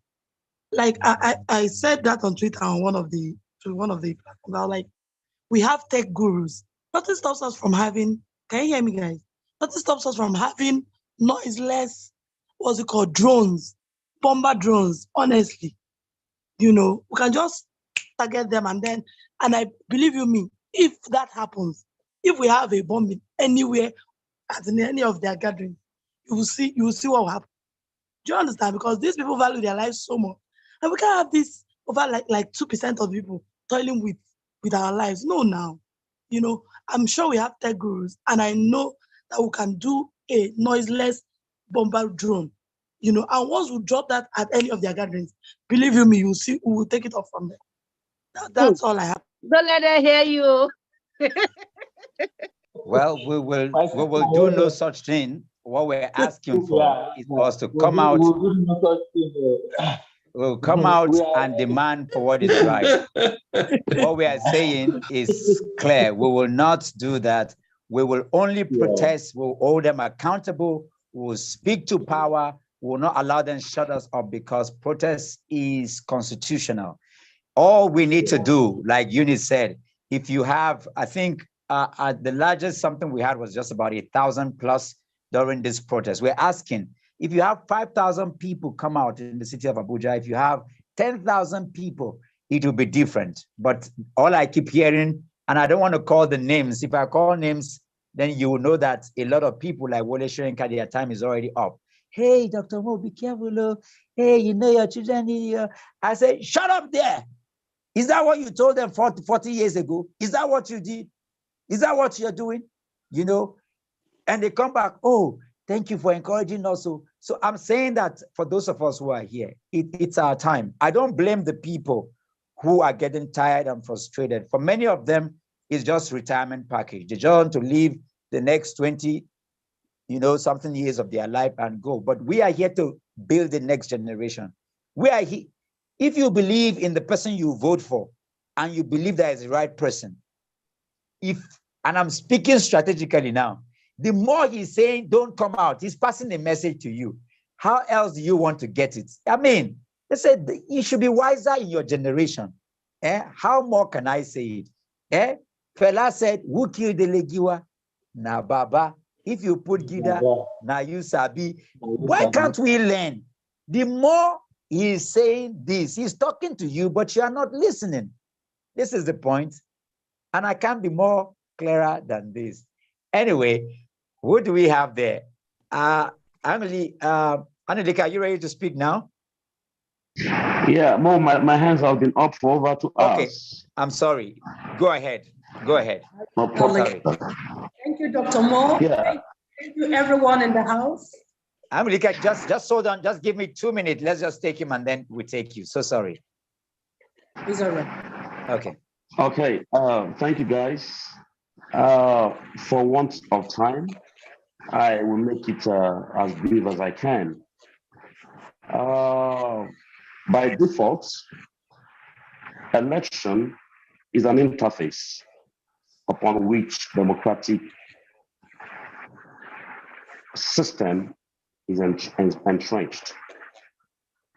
But what we had on the 25th of February 2023 was a mockery on our collective intelligence as a people. As far as I'm concerned, we never had an election. What we had was a game plan concocted by INEC and fooled us and made us believe that there was going to be an election. And they handpicked those, particularly the presidential election. They handpicked the person whom they want to be their own president, and not our president. On this note, I'm registering my protest by saying, INEC, on you, on your generation, for the shame, for the pain, for the mockery that you have caused on us as a people. We are part of this protest. We will not give up. Possibly, just have to keep mounting the pressure. Maybe we stage another protest at the Supreme Court. Possibly we could escalate the protest further to the houses of the judges, block their road with our placards. Let the message sink. Dr. Mo, great job. We're in together. Cheers. God bless. Thank you. Thank you. Yes, I would like to speak later before I leave. Thank you. Okay. All right. You will. Anuli, please take your shot. Let's take 2 minutes if possible so that we can begin to round up. We're still coming back here tomorrow.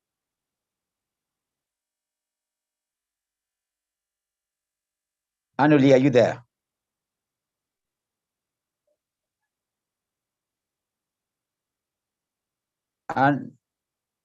Anuli, are you there? Okay. Okay. Let's take Victoria.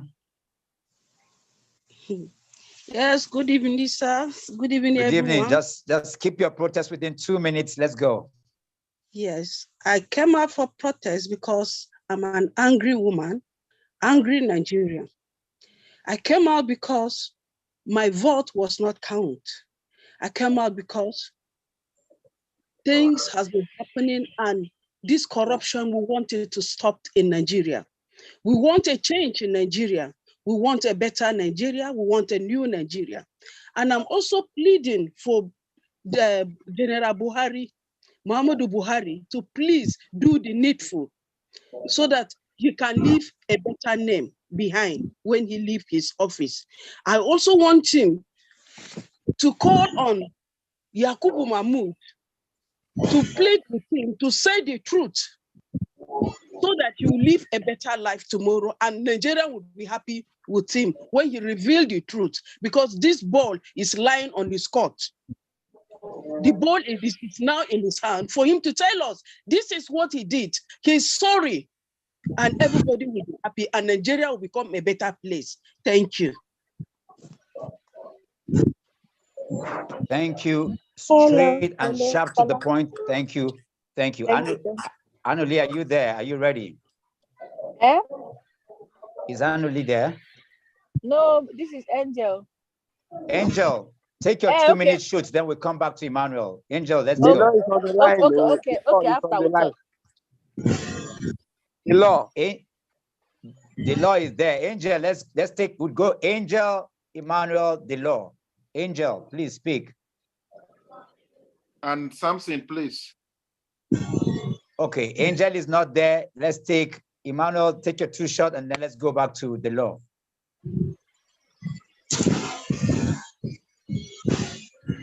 Emmanuel, your microphone is muted. Right, I just wanted to make quick apologies that I joined halfway, so I didn't know that this Zoom gathering is just about protest and not just a meeting. I just mixed that up. I thought it was a meeting where we could gather ideas together to see how we can push this forward. I wasn't aware that it's just a protest, so I'm sorry about that. The second point I want to make is, please, I know the temptation is there to use abusive language on those who are falling by the way. I would really suggest that we temper our language. Remember, you say this thing is going to be online, that will be watched globally. So try and not use words like will be idiots. I know you're angry. I know it's painful that they are not joining, but I think if you embark on the pathway of encouragement, education, any other thing apart from, harsh words like that, I think you might probably achieve more results than calling people the idiot who are not following you and all that. Remember, this movement is very new. It has never happened in Nigeria. So we need to encourage one another. Even those who are falling by the way, we give them a hand and say, please join us. This is the right movement to do. This is the right thing to do, instead of calling their names and abusing. And I think it will not really go down very well, please. That's what I just want to advise. Let's just, show love to even those who are falling by the way. I think that way it might be better than anything else. That's what I just want to correct, please. Thank you. Vivian, okay, you're your bumper drones. Vivian, don't put people in trouble here. Vivian, you exactly. And also for Emmanuel, maybe because for protests, you see, if you know how we've gotten Fani Kayode and others, we got on the street and we called Mahmoud Ole.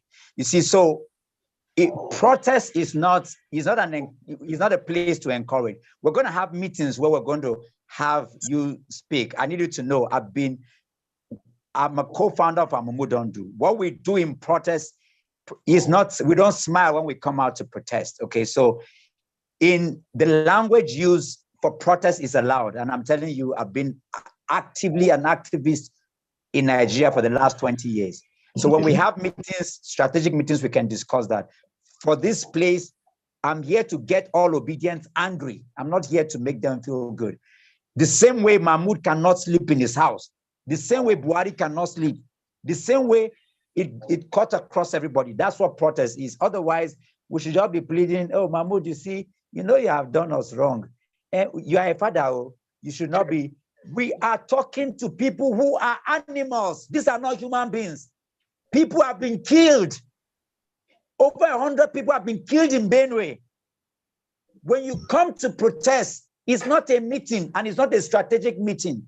You will contain yourself not to go outside the law, but you must hold people accountable. I don't know how we're not on the street. Over 100 people died in Benue and we're not even protesting about that. This is why these people will steal our mandate and they'll put it in their pocket and go away. I just need to clarify that. Today, tomorrow, next tomorrow is not a strategic meeting. We want to show this online. We want to show your anger. We want to show the things. So, you know, like we're begging Vivian now. We're begging her. What she's that anger is what we want. Okay? That's what we want. I just need to clarify that. So because we want to understand what protest is. But Vivian, please, don't kill them. Don't kill them. We are not killing people. That's why every time we are going out, we have police, we have DSS, we have SRL, we have all the security apparatus before us. That is why Agbado and his people have not dislodged us. You know, because I had somebody call you and say, you guys are spending so much on security. I said, that is the only way to sustain the protest. Because every single soul that comes out, I am responsible for them. This is not an NSAS protest. There's a leadership to this. And we must clear. We need to understand what we are about. If I tell you how I'm going to be tomorrow, you will not believe this. But I can't say Dr. Mo, we need to give them sample. We need to put one of them down. They will know that. Yes. They will know that youth are serious. We need to give them one sample. Sample. A tip of the iceberg. They need it. Before we do that, 10,000 of us will come out first. We want to see that anger in our number. No, it's true. Even if it is true, once they see 2 people come and give them sample, when they know thousands, they will know. They need sample. No, please, Vivian. No, we need 10,000 people out. Been shown. Hundreds of people have already come out. That's enough, and it is already making them jittery. If you cannot do it, look at the women. Look at the women. What they did. Is it in Zamfara? They went there. They naked their body, and that governor died. They need sample, a tip of the iceberg. Let me give you an example. Let me give you an example of what happened in Kano. I don't know how many of us saw how Kwankwaso defended his mandate in Kano. It is impossible for anybody anywhere. Kwankwaso came out with millions of people and they took the ballot boxes and went to INEC. This is what we are talking about. We already have the example in Nigeria. See, just like what Obi said, imagine we're having prayer protests.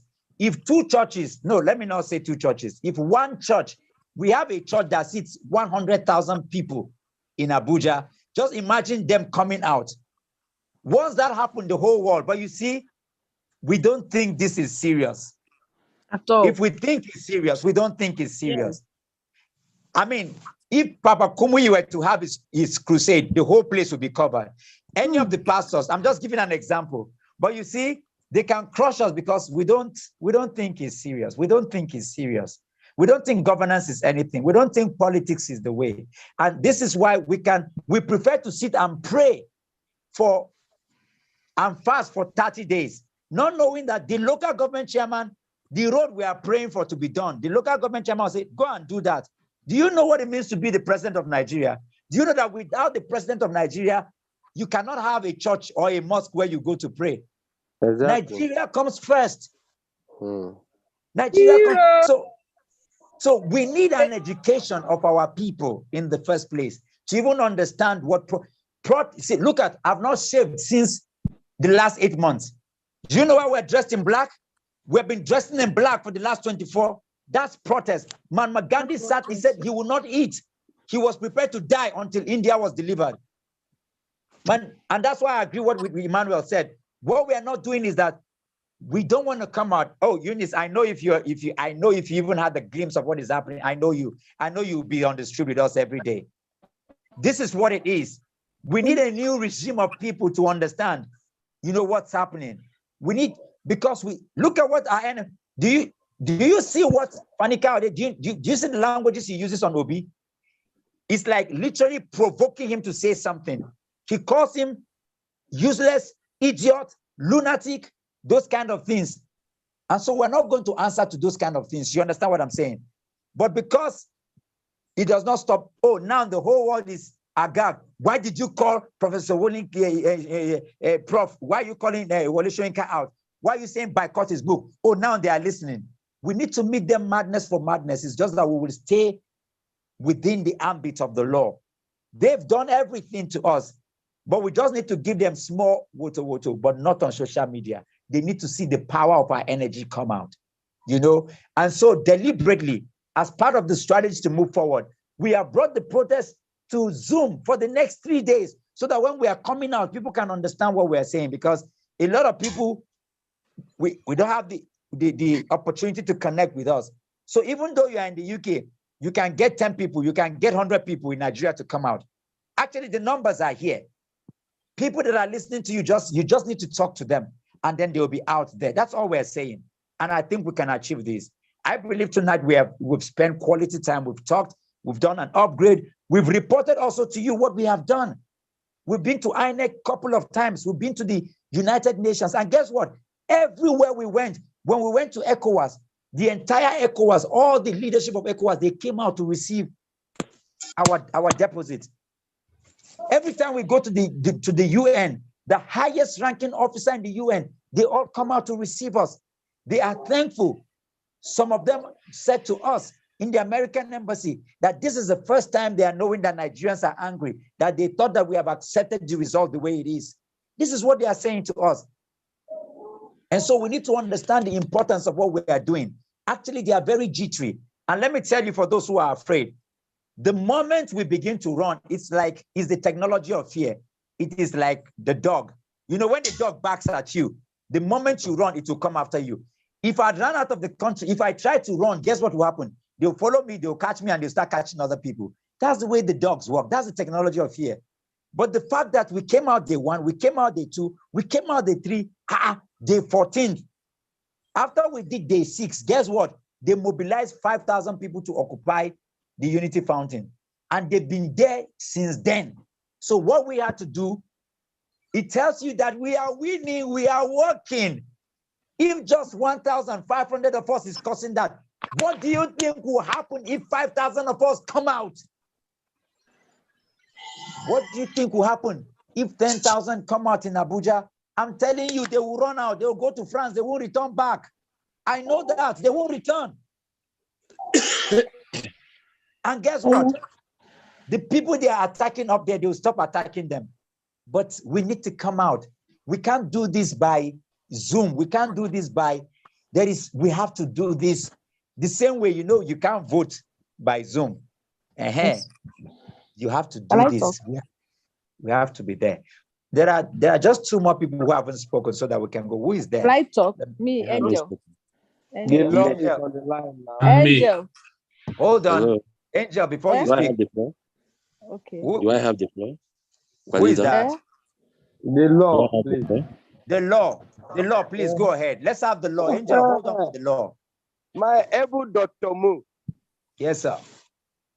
I'm proud of you.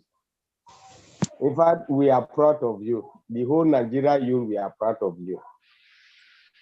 For the way you have done to this nation to be free and fair. For we to have the right in our nation. Dr. Mo, I stay in Nasarawa State, Massacre precisely. Before this election came in, I read about Peter Obi. I go through the platform of Peter Obi.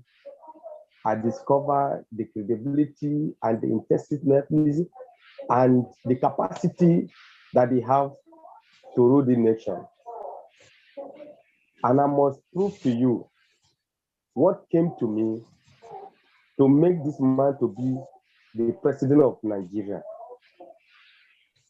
is PVC, permanent voters card. How do I go about that? Is to mobilize the INEC to come and enroll PVC to my people. Mararaba, Nyanya, massacre Uke Kifi Akwanga last year. And it cost me a lot, which I cannot announce it.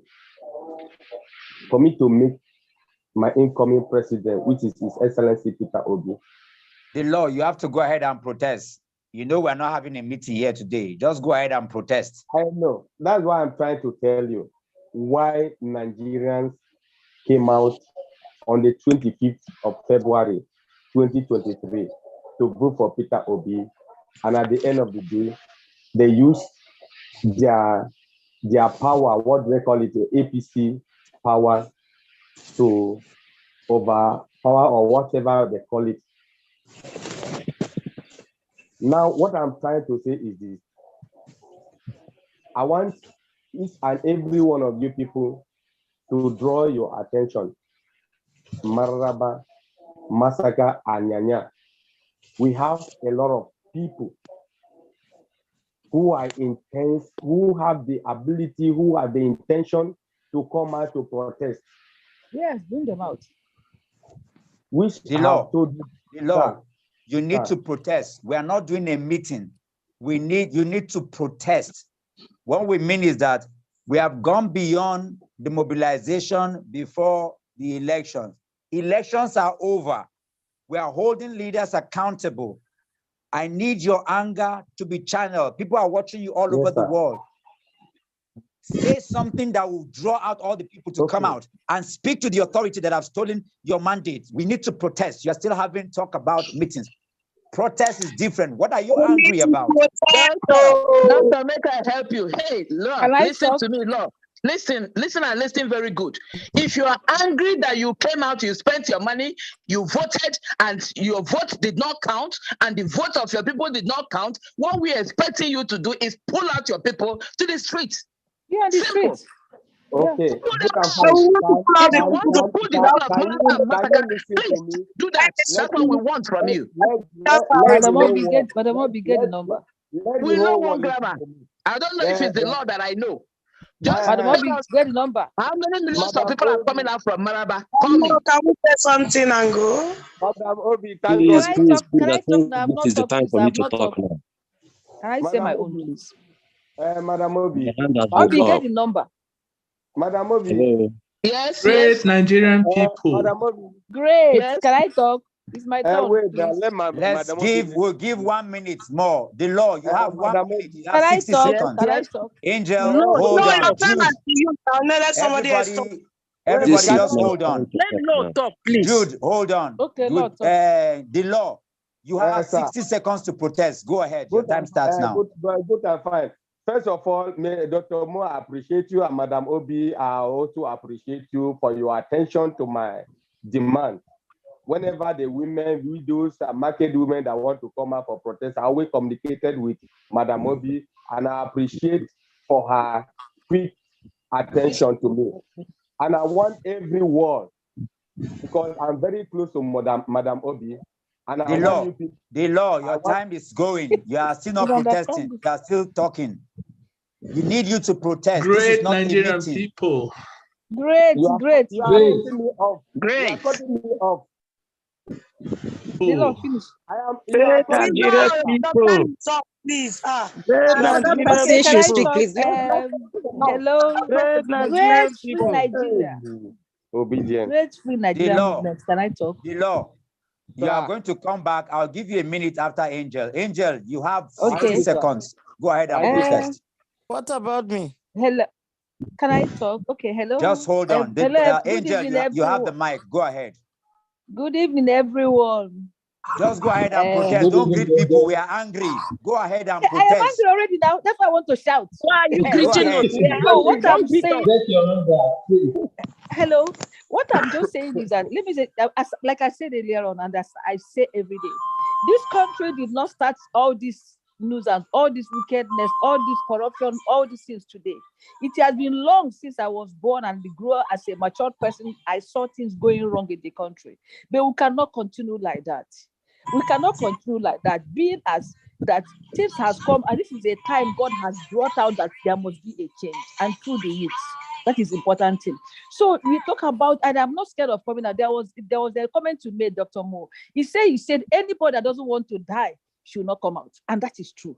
We must do a drastic change to achieve a change and a drastic change. That is true. If you remain in the same thing, talking every day, scouting on the internet and telling this and this, let me tell you the truth. If it is my mind, I don't care what will happen. I will even bring the youth, small children on the street, because they are the one that felt. I remember a boy of 19 years that died because of an election. It was just trauma. It was passion. Understand me? P2B is not God. But people when they are saying there will be a change in Nigeria, because those children have seen that they can't go anywhere. They watch the rich men children, the same circle of people living the same life, being big. In fact, they serve them, and they are intelligent. They are all useless, even in their own mama house. They are not even as if they are profit. They are just a part of the country. This boy has to kill himself, and nobody care about it, as if it's a rat that died. A woman died. Somebody, they born the person, and if it is their own children, would not allow that? And we kept quiet here, going on the internet talking. Well, if it late for us to bring out young boys, even 13 years, even 10 years, all of them will be on the street. We are talking about if we are 100 or we are 30, we are okay. We are nothing. We are just nothing. Because if we say if we are such number, let me tell you the truth, they will think we are playing. But when people come, they will see the heart of everybody, because people they have bitter hearts, but they are not coming out. That is the major thing. Nobody is coming out. So the most important thing now, the most important is that everybody must come out. If President Buhari, I know, is still there and is there, I'm telling you the truth, he cannot keep quiet. Why children are crying for their parents when they need something because of what? They are in pain. And the parents will now turn and say, okay, let me do this thing like this. By right, they're not supposed to allow Mahmoud to go for another election, even that Lagos State something. They're not supposed to allow him to go. People are complaining and he is in court. What are we teaching our youth and our children for the future of this country? Can we remain like this, selecting people? Only a group will be going around until they grow old and die in misery. Give us another chance, please. So all these things, please, can I just talk? I beg. So all these things, it is just let everybody come out on the street, because we have taken enough. You know, it paid me when we are on the internet to be talking about, hey, they do this. Some people say you should go. P2B say we should not do. P2B say I'm not doing for P2B. I am doing for my pain. Understand me? I can feed myself. I can travel out. I can do anything I want. But the most important thing now is that all of us should be on the street or support what is going on. If you know you are really love Nigeria, we can't just be there, save our family, save our children. Listen, I have my only child. All of us go to the street every day. Understand me? I don't care how they see my car or how they see anything. It doesn't mean I cannot eat. It doesn't mean I'm not living in a good house. But the most important is that I am feeling pain for what is going on in this country. Please, understand me? And because we are not, that's why people are not responding. Please, we need to do the right thing. Dr. Mary, can you just hold it? Understand me? Look at what happened in Lagos State. They carried their juju and their juju. When the thing just hit them, 1 minute is over now. Let somebody talk. They carried juju on the street. So let us just do the right thing, please. Madam, you don't do. No, please, I don't want it. No. Listen. I don't like it, though. I beg you. This is what we're talking about. I don't like it, please. You have your time, and I cannot come inside you. No, I don't like it. I don't want embarrassment. I beg. Please, just leave Angel. You guys leave her. She's protesting. She's protesting. I don't like it. Please, don't insult me. Allow me to speak. Angel is protesting. Yes. Nonsense. And I support her. No. I don't like it. You start telling me it's okay. So it's your business. If you want to talk, speak your mind. I'm not interested about it. Understand me? No. Leave me alone, please. Leave me alone. Can you stop argument and do your protest, you have please? What is telling you me to listen. I don't eat if you don't know. There was a day I stayed a day. I did not eat in this house because of what is going. I was in pain. I'm an emotional person. If you don't know, so have your own mindset and say your mind, and don't interrupt anybody. I'm not anybody's mate or caliber. I don't like it. Please, let's just okay. Give me my Good night, I talk. Good Nigeria people. Good night. See you tomorrow. Bye. Good night. This meeting is over. Yes, you know, before as we go, you know what I love about it? I love the way this meeting is ending, and I want to thank Angel. This is what the protest is, the anger we want to see. We're not here to have a good meeting. You see, I love if we end now, it is beautiful. Because Nigeria is Jaga is not fine. We cannot come here to protest and think that we will just have a good meeting. Angel, you did beautifully well. You know, I support her. even when they try to stop you, you ensure, because you were protesting and doing the right thing. They have not been on the street. You have been on the street for 23 days with your child, so they cannot feel your pain. They won't understand where you are coming from. Yes, when you protest, it is called civil disobedience. You go beyond the time limit you are given when you are doing the right thing. So I support you 100%. Is Dr. Mary gone? If she has gone, I'm here. I'm okay. here. Great Nigerian people. Justice, hold on. Nigerian people. Justice, hold on. And I want you guys to listen. I'm not going to take your time. I want us to know that we have to so arise listen, against this Dr. government. Mary, can you listen? There is a moderator to this. Okay. I am here. You called me. To speak. So hold on. You are going to speak now. What I'm saying is that I love the way Angel went about it. She did our protest, and that was beautiful. And I like the anger. It's all part of it. Some of you don't understand. This is not a meeting. This is a protest. So, Mary, Dr. Mary, go ahead and shoot. We're listening. Okay. Thank you very much. Nigerian people. I want us to know that Jude, can you hold on? Listen, we are listening to you. Listen to Dr. Mary. She has the floor. Please, I'm not going to take our time. I want us to understand these few things about this government and the reason why we need to come out. We need to come out because this is the first time. This is not a rigging that is new. They've been doing it, but we've never had the technology to reveal it. This is a pivotal time in our history. And as such, we have to take this adaptive challenge and bring a leadership that has adapted itself to this century, to the millennium, which is the leadership of Peter Obi. We have this, if we now refuse to come up and protest and take back our mandate, then they will keep on using the technology and twisting it to still get on what they want. But if we say this is a technology that is shown that is shown rigging, unlike in the past, that is showing out honesty and clarity, and which we have to stick to it and call the other part of the nations to come up and uphold what is visibly seen, because this government does not have anybody's mandate. It's told the mandate it's claiming to have. And secondly, if you are saying that this government has anything new, you should listen to Tinubu. When he was campaigning, he said he had nothing new. He's supporting what Buhari has been going on. And what Buhari's government has had the last 8 years, it's been trouble, it's been kidnappings, it's been economic troubles, it's been youth without job, it's been people leaving the country. We have a lot of Nigerians being asylum seekers, educated men, people of caliber leaving their good job in Nigeria and coming here to be asylum seekers because their lives is on a threat. So if you are coming from one part of the world, if you are coming from the West and you think you need to support Tinubu, you know you are not supporting anything new, because Tinubu himself has told us he has nothing new to offer. It's going to be the same we have. It's even going to be worse because we are having a leader that's even more of a weakling than Buhari. Why should we keep having leaders that are do not have the mental capacity, do not have the mental health, do not have the mental strength or the acumen to take us into the next generation, into the new world? We've come into a new world of technology. We have young people that are seeing it. If I was born in the 60s, during our time, they could rig the thing because there was no technology. And we are not seeing how the rest of the world are living well. But now we see our youth and ourselves, we see how the rest of the world are living well. People that were even more talented than they are because they could get themselves together and have a good governance. It's time we arise. There is no age about this. It's not being young, it's not being old. I had been in the street when I was in Nigeria. As a youth corper, I had been in the street against a system. I'd been during Abacha, I wrote a literature. I wrote a paper against Abacha, and Abacha was brought out. It was published in the Tribune. So I know what it is to arise. Don't leave it to the youth. It's like the lady, like Angel said, she's out there with her young person. If you have a business, then get your employees out into the streets. If you are working for the government, do a sit-in. You can get yourself together.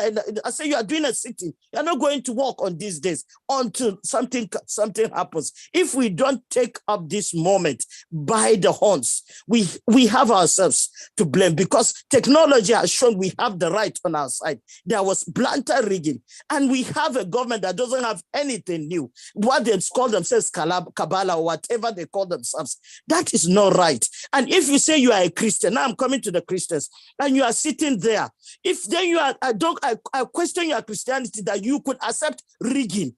Blatant rigging, that's corruption. And the Bible does not encourage us to be corrupt. And how could you give a mandate to a government that has done blatant corruption, to a government that said, how can Tinubu say that it's his own tongue? I ask myself, does he own Nigeria? Is he God? When has God told him it's his own tongue? If we keep quiet, these people would think that they can revolve the government the way they want it, with the powers they want it. But we have to know that the truth is stronger than any lie. The truth is a sword that cuts both ways. Truth can never be put down if only people will arise to hold it up as a banner. And I'm encouraging us. I'm so glad with Dr. Mond and all the team. And my press, I would tell I'm in the UK, I can't be on the street here, but here there was a street march in London, and there was more to be planned. But even on the internet, we can bring those that are sitting armchairs protesters by now watching the Zoom. So it's good to combine for some time with the Zoom protesting, so the armchairs protesters can get onto the street. And we are glad because Dr. Mas has organized it. We have security people guarding. It's not rowdy. So for lives to be at risk. So I encourage us, young and old, from whatever part of the country, if you're a person of truth, of justice, of good governance, of credibility, of integrity, there is no way you stand for this government. If truly you know God, the God of justice and truth, the God that does not like corruption, there is no way you stand for this government, because everything from the first to the last is been corrupted. It's been corruption, it's been marginalization, it's been nepotism, it's been oppression. At this time and age, we have to arise. And once we arise, we have a man like in Peter Obi, like Mandela. I see him as a Mandela. He's a one-figure person, but Mandela was moved by a body of protesters, and we have to arise and be a body of protesters that will bring in the right ideology under the right rulership in Nigeria, and so that Nigeria will stand on its own to be the giant of Africa, no more the populous nation of the world, but the giant of Africa for which we are endured of the Most High to have. Thank you so much. God bless you all. Thank you, Dr. Mary. Thank you. I'm going to have Comrade Ang, are you here? I need you to bring some balance to this. And then after you, we'll just have one more person speak. Doctor, I have my request has not been granted since over 1 minute. And my leader, please can I talk? Jude. My battery is going down. Okay, you have 60 seconds. Go ahead, Comrade Jude. All right. Good evening, everyone. I want to sincerely thank everyone in the house, but especially let me thank our leader, Dr. Mo. You need to go ahead and protest. You really need to go ahead and protest. Get the facilitation. I'm coming there. I'm coming there. Yeah. Okay.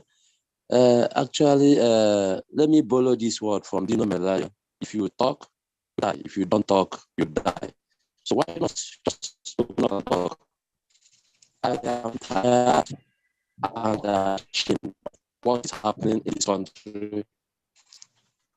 Most it's as if we have accepted the situation. We have accepted whatever they are doing to us. They are oppressing us. They are doing everything they are doing to us. And we ourselves, we are doing it also to ourselves. We are not showing them that these things they are doing, that enough is enough. And we are accepting it, being depressing ourselves. I want to call on all the youths. I want to call on all well-meaning Nigerians to be on the street with us. We have been on this street. What we are lacking actually is manpower. People are not coming out the way it should. If only people are coming out the way it should. We know places and places we will go, and we know what we will do. And these people, even though they are proving they are not hearing, and they will hear us by force, because the power belongs to the youth. It is we that owns the power. They are not the one that owns the power. We own the power, and we know how to use it. But just that, as if the youths are tired, as if they have whatever they are doing has weakened us. This act they did on 25th February, I'm going to come out. They will be telling you. They will be telling you to hello. We can Hello? hear you. Okay. They'll be telling you that that they are not interested unless you give them money. Those words are shocking to me. And I'm wondering, is it still the youth that wants to make themselves, or has anything gone wrong all of a sudden? Please, what again I want to suggest is this: we have to step more steps forward now. If it will be possible, let us our protest to the markets, to the churches, and ask them to bring, ask the general overseers, the pastors, to bring their people out, so that we will go and demand for our right. Because this fight belongs to the youth. If we keep quiet, believe me, on 29th, they will swear this man in. What I'm witnessing is not good. This thing they are doing is a delayed titles. That man went and hid wherever he has hidden, only for him to come out maybe a day to 29th, and they might even do this swearing in the night, just the way they did in the night. Anything can happen, and I'm afraid we need to step up and do something more. More is required of us. Let us take our protest churches to markets and ask them to bring their people out. It's not too much for us to do for this country to recover our mandate. Let this thing not be business as usual. We need to go all out. To me, I'm a man of action. I believe in action. That's the only language I understand. It pains me when I see things going the way it should not be going.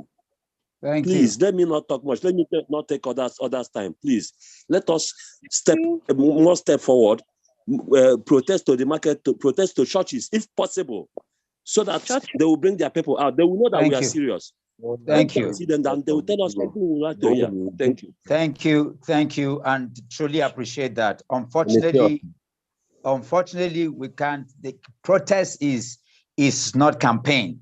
Otherwise we will take it to the markets and to the churches, but we can't do that. Protest has to go to the right quarters. And this is why, as we protest here, I'll keep educating people to understand there are symbolism, there are significance of why we go to the Unity Fountain. There is symbolism of why we have to go to INEC, why we have to go to ECOWAS, why we have to go to the places we have been to, because it is protest. If the people do not come out, campaigns are over. We can't go and campaign to people to come and protest. Campaigns are over. If the people don't come out, it means that they are complicit and we've accepted the status quo. But we'll keep protesting for them to understand. That's the difference between pre-election and post-election. It's a difference between campaign and protest. Activism is not, and this is why I keep repeating, while I understand our protests and all of that, this is non-religious, apolitical. It is about good governance. It's about Nigeria. It's not about any individual. It is about holding leaders accountable, holding institutions accountable to do what is right. We'll take 2 more people and then we'll close today, because we'll be back here again 8 o'clock tomorrow. We want to see how many people have listened to this. This has been aired on about 10 different platforms as we speak. So when we come back, we need to keep shooting straight to the people, speak to the narrative directly, because the whole world is watching. I know that I still have a few hands, but I will not be able to do that. Comrade Ango, are you here? I want you to take a few minutes and speak before we close the house, the protest for today. We've done so well. The energy has risen and we've spoken into various narrative, and I can tell you that we've achieved a lot even here today, and because it's on different platforms. Dr. Sani, are you here? Can you take a second, 62 minutes? Can you speak to the narrative? Dr. Sani, are you here? Dr. Sani Saidu, are you here?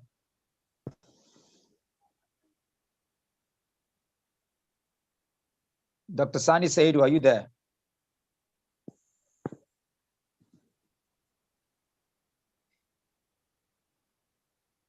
Is Dr. Sani there?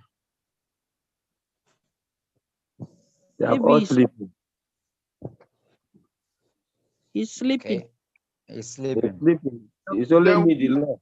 They're here to talk. Must you talk now? No, because you see, the the mix is very important. part of what we've been accused about, even with the, and I'm constraining myself not to speak to those narratives, because they say, oh, we are sectional people, we are, even the legal team are from one side of the country. Deliberately, we must ensure that we have, because we are saying that we don't want the parochialism of the APC. If they are doing Muslim, we will not do Christian. Whether you're a Christian, you're a Muslim, you're a pagan, and that's why in the protest, we have a Babalawo in front who is leading across with all the pastors and all the people, because Nigeria belongs to all of us. Nigeria is not Wazobia. Nigeria, there are 500 more languages, and no language is more important than another language. No Nigerian is more Nigerian than another language. This is part of our protest, where every Nigerian will have the liberty and the freedom to be represented. So if we have just a certain people from a particular place of the country talking, we will stop it. We need the Sanis, we need everybody, we need the Muslims. This is what we're accusing other people. We will not be found wanting doing it. So it's important for us to have other people, speak to this narrative. This is how we've upheld the protest, and we must keep the objectivity and the sanctity of it going the way we are going. That being said, maybe we'll just take, is that Belson? We'll take Belson. Belson. Is that Belson? No, this is Samson. Okay, I see Belson raising up. It's Samson. It's Samson. Okay, it's Samson, not Belson. Yes, Samson. Okay, go ahead. Just take your time and just take 2 minutes, and then after that, I'll give the closing remark, and we'll be back here tomorrow. Okay, so I want to take my protest to certain sections. First, I want to say that, for example, the old people that have contributed, the old people like Wole Soyinka, or whatever they stood for in the past, they stood it for in their own interest. These old people, the generation of our grandparents, our parents, they have stood aloof and allowed these criminals. In fact, these criminals have taken over Nigeria, not in our own generation. It was in their own generation, and they allowed them to do that. Now that we want to take back our country, all of them, they will come out because they have access to the media and come and gaslight us, insult us, and say we are angry. Why won't we be angry? A generation where our future has been stolen. These people were able to study for free. When they finish year 7, they will give them this B2 card those days. Today, even when you not even go to school. If when you go to school, you have money, you succeed to go to school, you cannot even have an employment.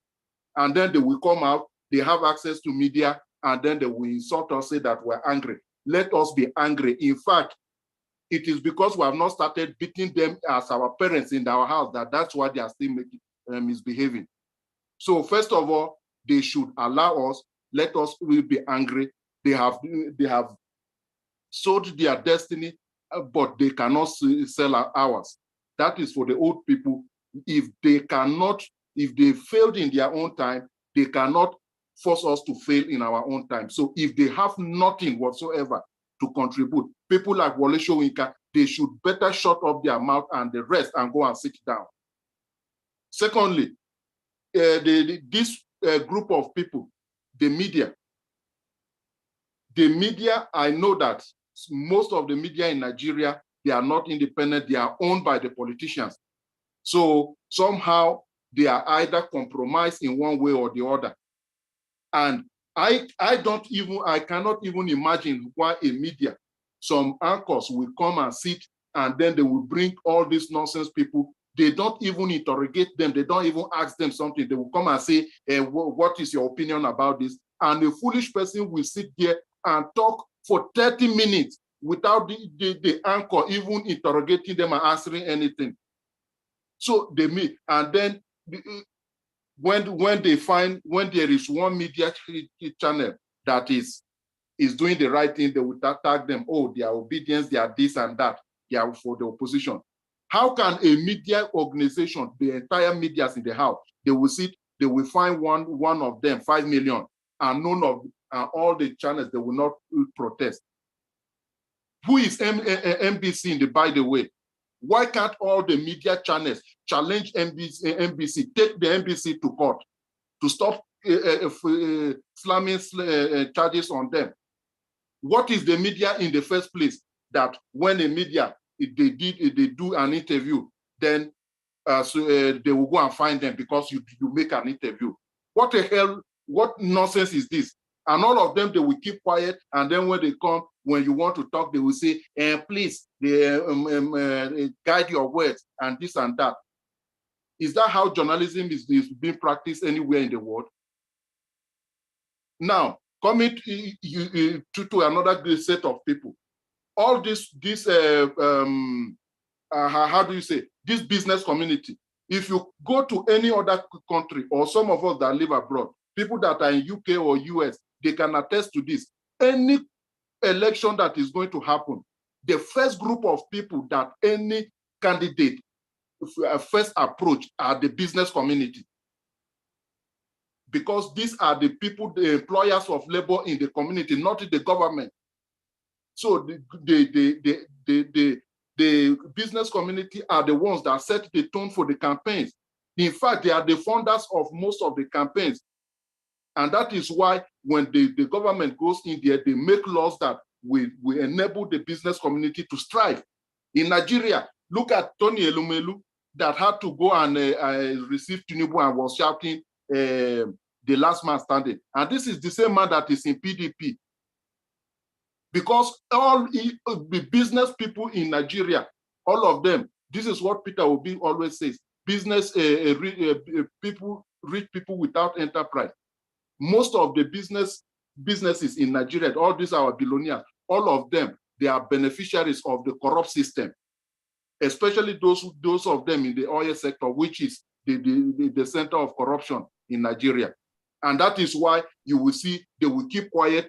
Everything that is going wrong, it is in their own interest, because most of these businesses, if you have good leadership that will stop corruption, all their businesses, they will become millionaires instead of billionaires overnight. And then we have to come to the judges. These judges have to, I know that they don't have consciences, but we must make them that conscience will come back. First of all, they will sit and cry that, oh, we are not, the judiciary is not free, that this and that. Every person will be saying that the judiciary is not free. How can the judiciary is free when you are the one giving legality to illegal things? Somebody steal election, they come to the court. You have the right now. Something, you know, it's the second time you're speaking, so I have to cut you. You've said so much. Okay, maybe we'll take it from there tomorrow. Thank you so much. Tomorrow is another day. You've addressed a lot of issues here today, and that's very powerful. At this juncture, I'd like to thank everyone that came out for this protest. Like I said, by the time we get back on the street, we're going to have strategic meetings that we'll organize like this, where we're going to have ideas and other things. But in the next 3 days, today, tomorrow, and next tomorrow, it's an online protest. Tomorrow, we're going to keep it within 1 hour. If you come up to speak, you have just 60 seconds. You need to hit the address because it will be taken. We're going to take it straight. When you're talking, talk to the judiciary, talk to the old order. If you need to address certain individuals, address them straight, because we need to begin to name, call, and shame certain people. The ideology that we're pushing with that, we're saying that if Usman killed Chinedu, don't say Fulani killed Igbo. It is Usman. Usman is a person. Don't label an entire tribe, and don't label, you understand? So certain individuals have to be named and shamed, you know, and that is what we're going to do. That's directing the protest, the energy rightly to where it's supposed to be. And that's why we got on the street, we sing Ole to the person, not as though INEC itself is corrupt, but Mahmoud and all the people, because we still have critical people, just like the police. We can't condemn our entire police because some people have collected bribes and are doing the wrong thing. We will call them, we will name them, and we will shame them. This is going to continue tomorrow by 8 o'clock p.m. when you return back home. Share it wide. We're going to re-energize it. It's going to be on different platforms. Let's come here again. Do not be tired. Do not be tired. Come back, rearrange yourself. The same thing, talk it better, address other issues, get the anger there until they hear us. What we're doing is not small. They are afraid of just even this meeting we're having. And I need to know it's the power of consistency, stickability, and speaking to the narrative of the issues. They understand it. And but as we keep doing it, we'll keep winning the war. This is how we will overcome. This is how we will win. This is how we'll break party affiliations, tribal affiliations, the sentiment of regional affiliations to build one strong, united Nigeria that will fight corruption, fight the old order, and establish a new Nigeria upon which whoever it is that we want as a candidate can sit upon it and lead us to the promised land. That being said, again, thank you, everyone, especially those in the UK, in the US. We have brought you up to speed on what we have done in the last, today makes it 24th day. What we've done here today will be reported tomorrow on the papers, at the dailies. Some of the submissions you've made here today will be captured. You're going to hear that Comrade so person made this remark at the protest we had. And today, this is something complete. This is a revolution that is happening. Let's have more people coming tomorrow by 8 o'clock on the dot, 60 minutes to each speaker, and let's address and protest and take it where it needs to be. God bless you and have a good night wherever you are. God bless you, Nigerians. God bless you, my brother. God bless you, comrades. God bless you all. Good night, everyone. Good night, everyone. God bless you all. Good night. Good morning, everyone. Good night, everybody. Good night, everyone. Good night. Catch you.